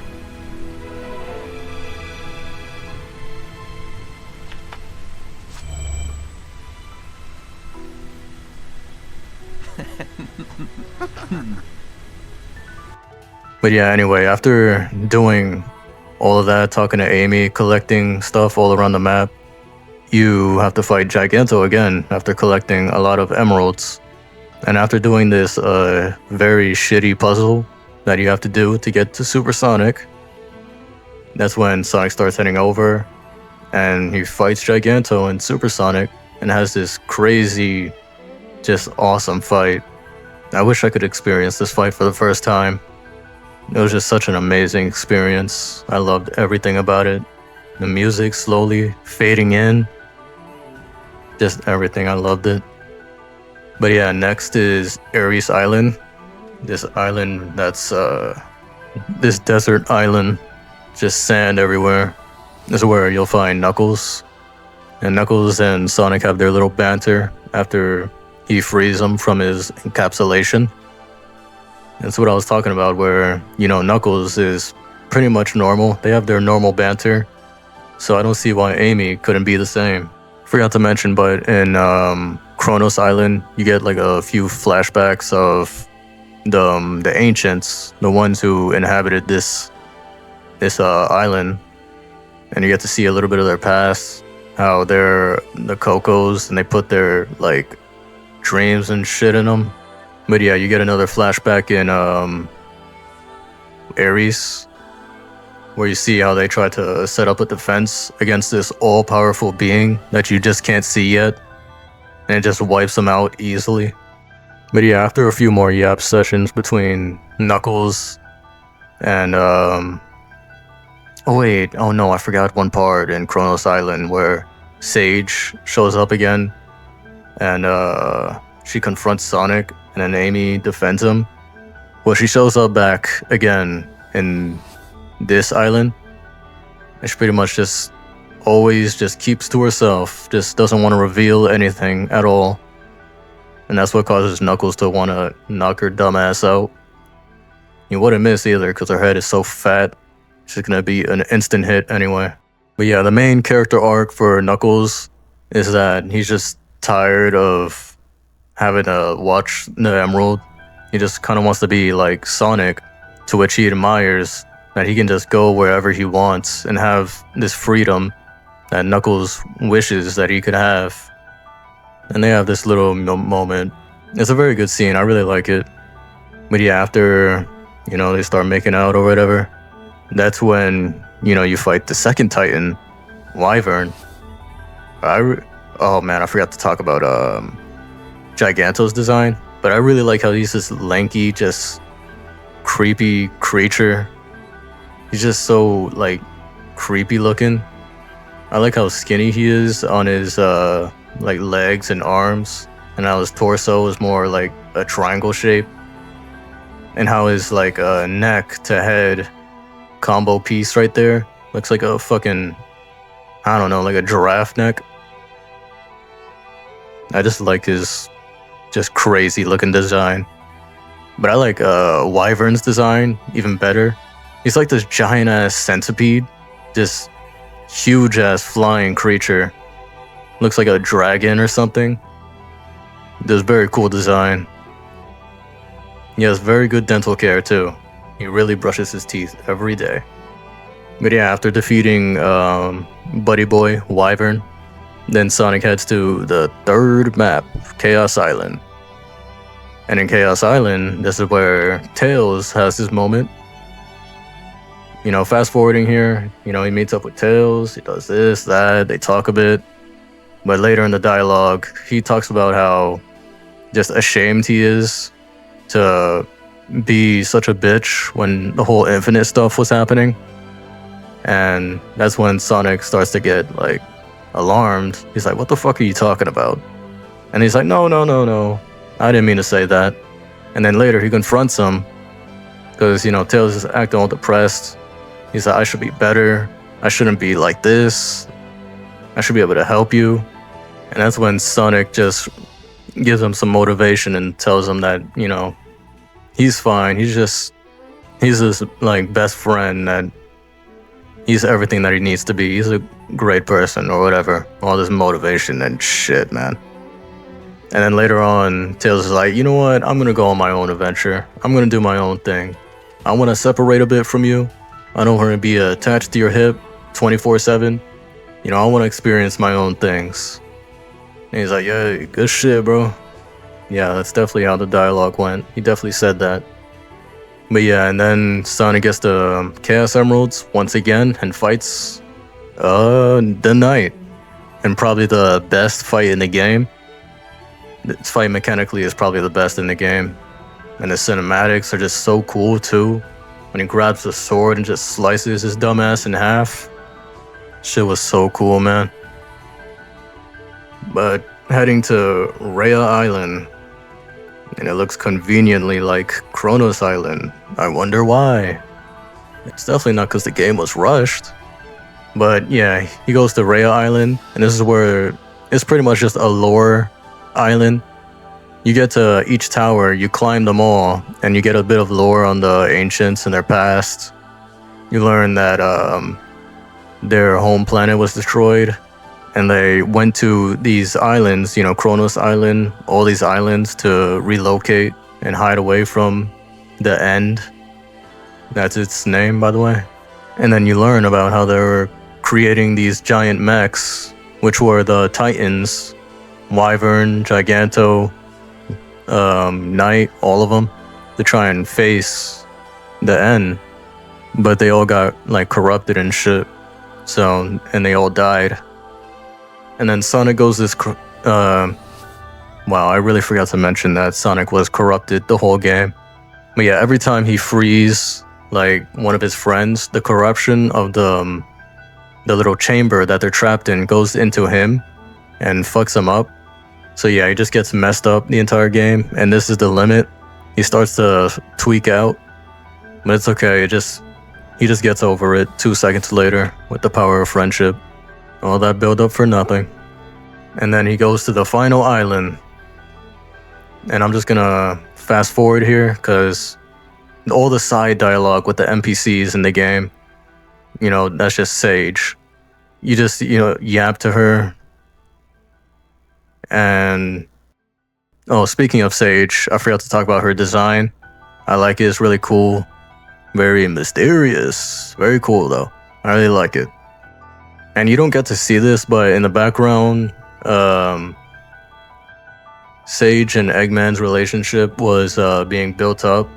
And the only way you can see this is by going to Big's fishing shop and buying the Eggman catalog things. And you get to hear a bunch of voiceovers of Eggman's thoughts and what he thinks about Sage and how he grows to like her more. They definitely should have put these in an actual cutscene because a lot of people just can easily miss this. They tried to put a few cutscenes, but they just fall flat on their face because it's just 2 cutscenes of just regular talking, and they tried to play emotional music over it, which doesn't work. And that's why everybody shits on that moment where Sage starts crying or whatever. But yeah, Sonic faces Supreme, which is just a reskin of Giganto. And he has a gun, but he doesn't use it at all. Yeah, he beats Supreme. And then that's when Sage takes over Supreme's body. And they go to face off the end, the final boss. And it's a giant moon. I know a lot of people hate this because it's just a giant moon, but I kind of like it. I don't know. It just feels climactic. Like this is just some force that's just unknown to anyone. There's just no explanation for why this thing looks like this. It's just a creature that nobody knows. And the end has this huge dialogue moment. And this dialogue moment is so good. It's too bad you can't hear it because in the game, the sound mixing is just pretty bad in this moment. You can barely hear what it's saying. But it's when you actually can hear it, it's just such a good monologue. It just feels threatening, even though you're just playing Galaga for some reason, or Toho. I'm gonna put the dialogue right here though, just in case you haven't heard it. I'm giving you the chance to hear it right here. Mortal, you have served your purpose. Now face your end. I am the all-consuming void. What can one mote of golden light illuminate within the abyss? Countless stars, countless worlds, countless lives. All fell to me, all brought to nothing. All the teeming chaos of creation brought to order, to neutrality, to nothing. I saw your mind as you ran through my prison. You have fought machines and gods. They were mighty. They were finite. I am infinite. I am nothing. You struggle as so many have done before. You will be consumed like all those before you. I saw your mind. Your courage never wavered. Why? Arrogance, ignorance, stupidity. I was contained once. Once. Is that why? My captors bent time and space. My captors built a whole reality to contain me. My captors burned their souls away to fuel their engines. And you? You glitter. You fly about me like a gnat. I am inevitable. I cannot be denied. You strike this incarnation with all your might. It changes nothing. You are not brave. You are not victorious. No matter what form I take, the end comes for you all. But yeah, after, beating the game, Sage sacrifices herself, and that's when Eggman's all depressed, and they just leave the island. But if you wanted to do a different ending, if you didn't like that ending, they added an update like a year or two later after the game, where you can do this alternate ending, where you play as Sonic, Tails, Knuckles, and Amy. And they just grab a few things around the map, do a couple of doodads and stuff, and that's where you fight Supreme and the end again, but they're like combined, and it's one of the most hype fights. I wish it was more mechanically better, more, told you what to do, but the cutscenes are so fire in these moments. But yeah, that's the story. That was a lot. And I genuinely like the story of the game. A lot of people trash on it, saying how bad it is. And I just don't see it, honestly. I can get that everything wasn't, done perfectly. Things could have been, handled better, more tighter in the story, but it's got just as much problems as a lot of other Sonic stories. And I'm okay with that, to be honest. They were going for something crazy, something different, and I like what they went with. But yeah, after yapping for that long, let's talk about the gameplay, the most controversial part about the game. And the gameplay, it does this new open zone formula, where you're in this open world where you can collect tokens and shit and go to cyberspace stages. So this is how it works. You can collect stuff all around the map, like tokens for fishing and tokens to progress in the story, these medals that you have to give to a character to progress. You can collect stat boosts that are all around the map. You can do puzzles that aren't that good, that I wish were better, or just out of the game completely. And you can go into the cyberspace stages. Oh, and fight mini-bosses. And the mini-bosses drop gears, to which help you go into cyberspace stages. First, I want to talk about cyberspace. The controls aren't, good. It's pretty stiff. It's not, the most horrible controls. It's not Forces level bad. But there are times where it just feels pretty bad. There are also times where it can, benefit the level. I don't know, some levels, the stiff controls aren't that much of a problem. I don't know how to describe this well, but some levels just are okay at best. I never really want to go to cyberspace. I just want to run around in the open world. Because the open world is what I like about this game the most. It just feels so free, so just, I don't know, I just get to the freedom to just do whatever I want. I like just having to collect a whole bunch of things. I like collectathons and stuff like that. So just being able to just freely go wherever I want. There's a little platforming here. Oh, there's a token there. Little platforming here. And then there's a mini boss there. I just like that formula. But the level design in the open world could use some work. There's a good amount of automation. You can break them by rail jumping. You get a good amount of just height from jumping off of a rail and boosting. But that's just not a permanent solution for the actual level design itself. It should definitely be more connected to the world. Because the way it is, it's just a lot of floating stuff in the air. And that causes for a lot of, bad pop-in. The pop-in in this game is really bad, so I'm sure a lot of people grilled this game for that too. And I don't blame them, because it's pretty bad, even though I've gotten used to it. Yeah, I just love the gameplay of this game. I love the additional characters and the DLC for the Final Horizons.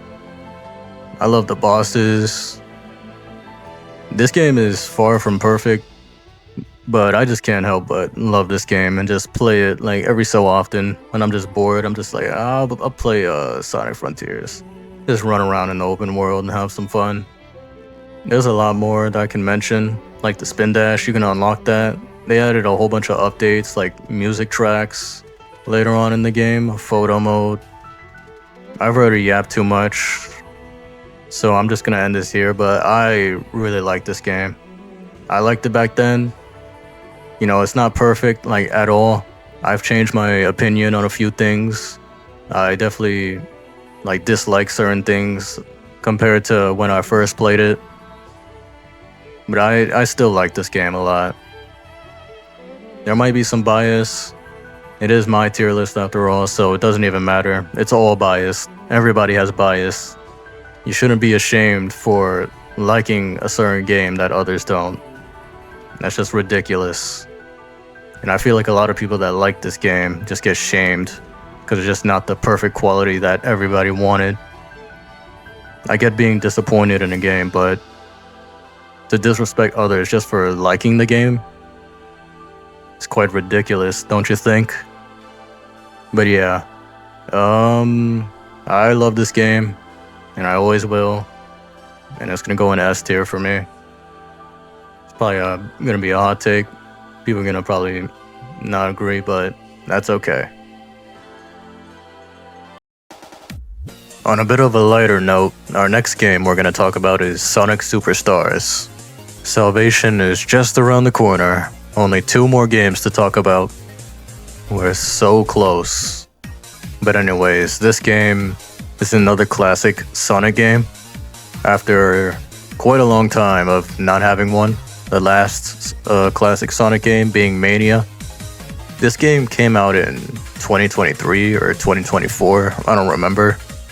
But Mania came out in 2017, so yeah, it's been quite a while.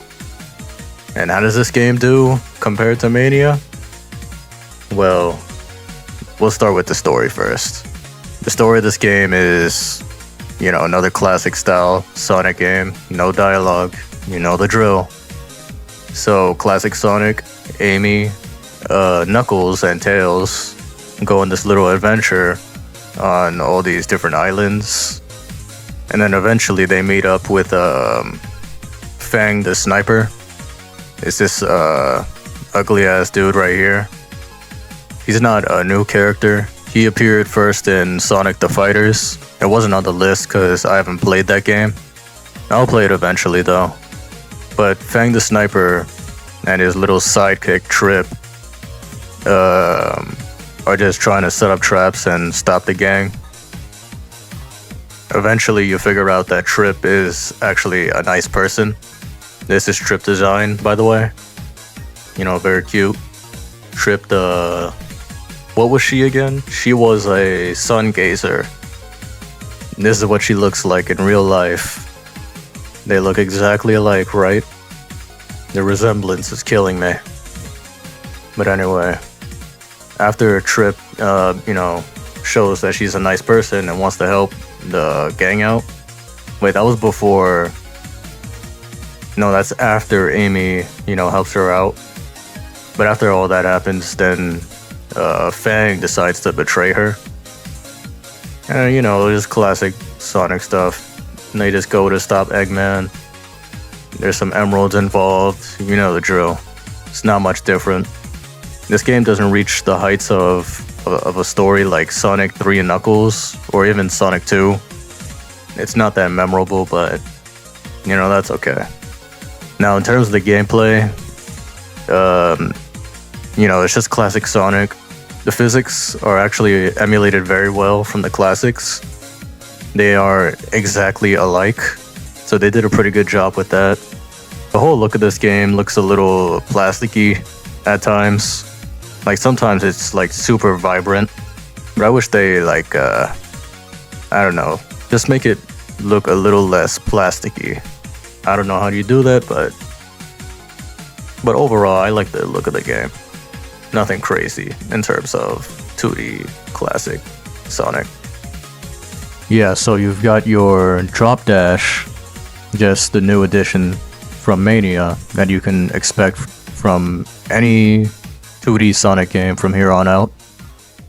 And you've got your regular spin dash, which feels pretty good in this game. You know, it's pretty fast, pretty resourceful. It's not trash like in Sonic CD. Pretty good. And you also get these new abilities with every Chaos Emerald you get. There's these little like extra abilities you get. Most of them are like useful. Some of them aren't, like the water ability or the seeing through invisible objects. I like them. I wish they did a little more. Like some of them could be way better and more useful, but they're there. They're an option. I like more options in my game. Amy's also playable in this game. You know, she's alright. Probably my second least favorite. First is Tails. This is basic Tails gameplay. You just fly, and that's about it. Amy can double jump, by the way, and she's got this like hammer move where she can just keep swinging. Knuckles being my second favorite. Typical Knuckles gameplay. You know, just flying, gliding, climbing walls, all that stuff. Now, a big critique of this game is the bosses. The bosses in this game can drag out for a long time, and it just goes on for way too long. Probably the longest like regular bosses in any Sonic game. They just drag out for way too long, and it's like that for every boss. It's to account for there being 4 players, since they have a multiplayer mode in this game. It's not good, but since they account for that, they give the bosses longer invincibility frames, so you can't just spam it to death. And I think that's lame. But yeah, this game is a casual, fun game. I put it in B tier. Before I start talking about the last game that I'm going to talk about here, I want to apologize for the crappy frame rate again. Just like in Generations, for some reason the frame rate is just at this like 15 frames per second.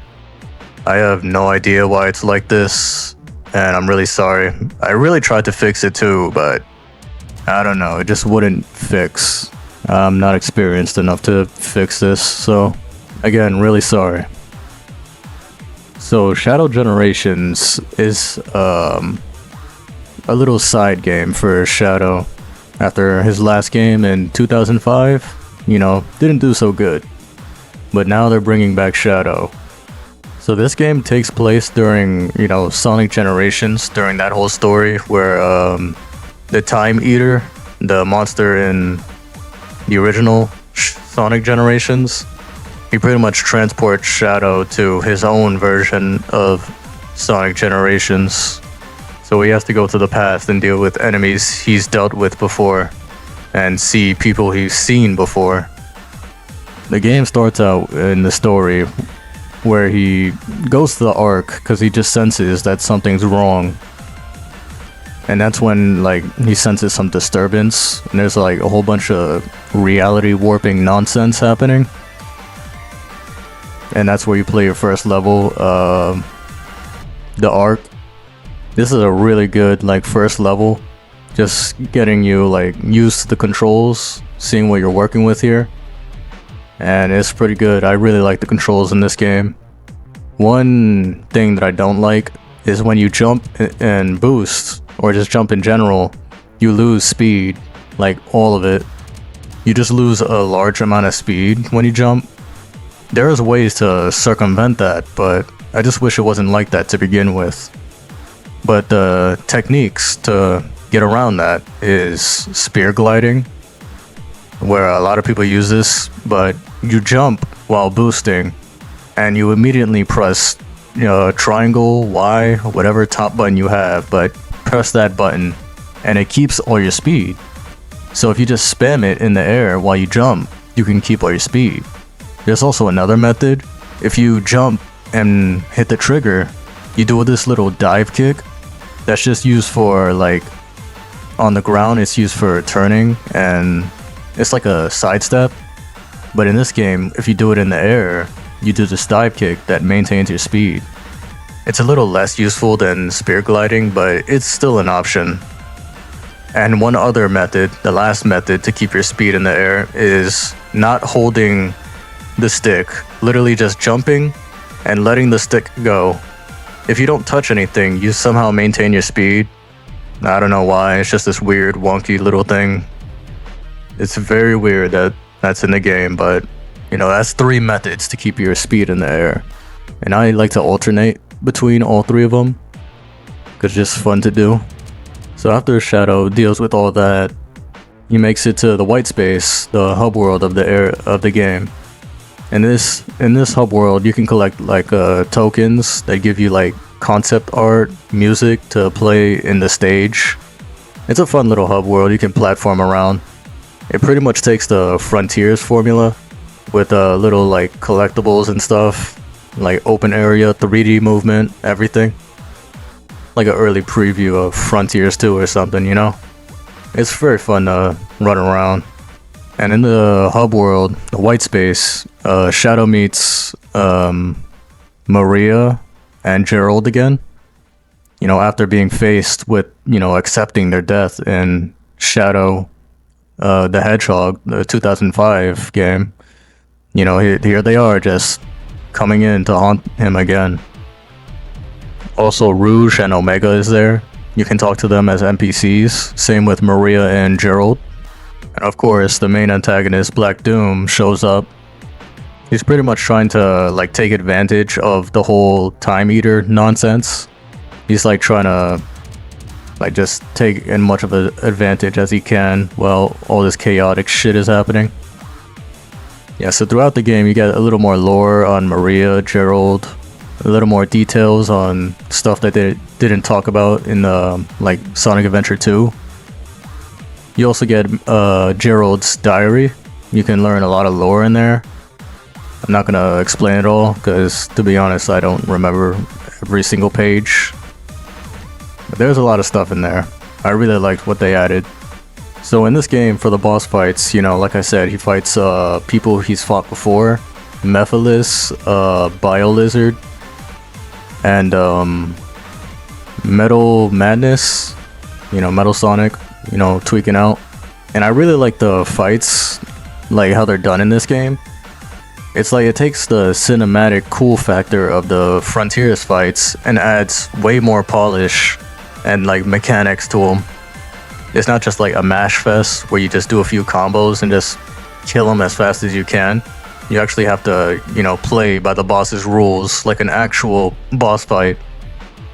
I haven't talked about a lot of boss fights in, you know, all these Sonic games, if you've noticed, because most of them are just pretty, you know, standard whatever bosses. But in this game, they do a really good job of making some really good designed bosses. None of them felt unfair or boring. Yeah, so throughout the game, you're just completing levels, doing challenges, you know, just like regular Sonic Generations. You met with a few cutscenes, but in this game, the story, you know, actually matters to the characters.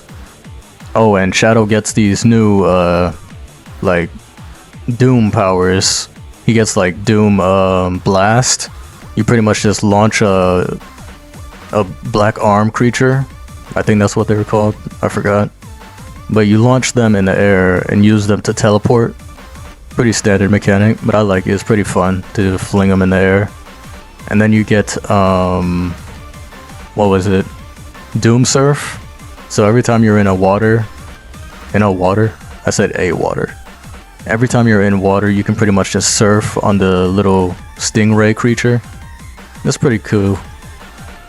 Controls can be pretty finicky, but once you learn them, then they're really fun. And the last power-up is Doom Morph. You know, Doom Morph is very difficult to get a handle of, especially if you like boost on any type of slime and you just go flying off. So that's why I made this very cool like diagram drawing right here. made it with my own hands, and I'm gonna explain to you how it works to try and help you out if you never understood it. So here's how it works. So Doom Morph, all the way on the left, you can see that there's this purple orb that he attaches to, and if you just tap the button, the homing attack button once, you go directly through it. You go to the opposite side. So if you're at a higher angle, you'll go down, and if you're like lower, you'll go up. Just the complete opposite side. But if you completely hold it the entire time, you do a full swing and just, launch to the other side. Just a full entire swing. But the thing that they don't tell you what to do to go up is you have to hold it, and then when you're directly under the purple orb, you have to be directly under it. You let go of the button and you just launch up. Everyone that played this game struggled to understand this because they literally did not tell you, but it's pretty important to do all the paths that you can do with this. There's unlockable tokens to get that this going up helps you get, so I'm sure that helped you understand. I hope that made it make a little more sense. If it didn't, then give my cool drawing a thumbs up at the very least. But yeah, I really love this game's gameplay, and I really love its story. All the interactions between Maria and Shadow, and a couple of Gerald interactions.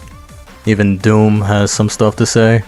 Just like seeing a Shadow that's already dealt with the past, that's put it behind him, just faced with it once again. It doesn't matter if you put your past behind you. If it's just right in your face for you to see, then you're just gonna have to acknowledge it. There's no way he could just ignore it when it's literally her. And then after beating Black Doom, he has this emotional scene with Maria. He tries his hardest to try and keep them in this state, in this broken, just white space, trying to use chaos control to keep them here frozen. And Maria telling him that that's not what they want for him and for them. And that's when he just has to let them go once again, just dashing off, not being able to face them directly, keeping their wish in his heart, just running off with a tear. And that's the entirety of Sonic and Shadow Generations. Just an all-around amazing game. I love damn near everything about this game. Just so fun. I love the story. I love the gameplay. I just love this game so much. And I'm going to take it to S tier. Easily. Incredible game. And that's a wrap. That's my thoughts on all the Sonic games. Tier listed in this unnecessarily long tier list that I didn't want to be this long, at all. Remember halfway through the video when I said I wanted to, make sure this video wasn't 2 to 3 hours long? Well, silly me. I didn't know that it was going to be 4 hours long. I spent quite a while editing all this footage, so I hope you guys enjoyed this video.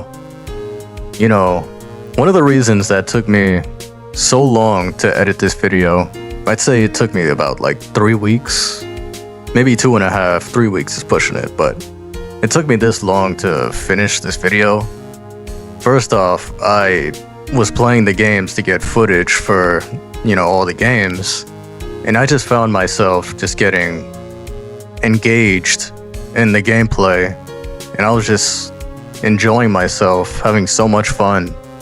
Even in the games that are considered bad, every single Sonic game, I found just interest in how it's designed and how just the game is. Just the typical Sonic formula, even for a bad game, was just engaging enough for me to just be so enamored with.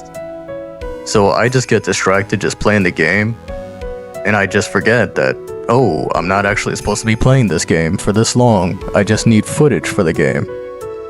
So, silly me there too. You can really tell that near the end of the video that I was really trying to rush, all the sections as much as I could. I was really just trying to move it faster. Because, this much editing for just starting out, there's just quite a lot of work to put on. So sorry I didn't mention everything for every single game. There's some stuff I intentionally left out, and some stuff that I didn't, and I actually forgot, because I was just moving at such a fast pace. Well, for me at least. This is still 4 hours long, and I was still rushing. That's why I love this franchise so much. I'm just able to yap about it for hours. There's just so many things that interest me. I just feel like I can talk about this franchise for hours. Well, not edit for hours, clearly. This took quite a while, but just talking. I just never get bored of talking about this franchise. I'm gonna be a Sonic fan to the day I die. And that's on me. That's on me, bruh.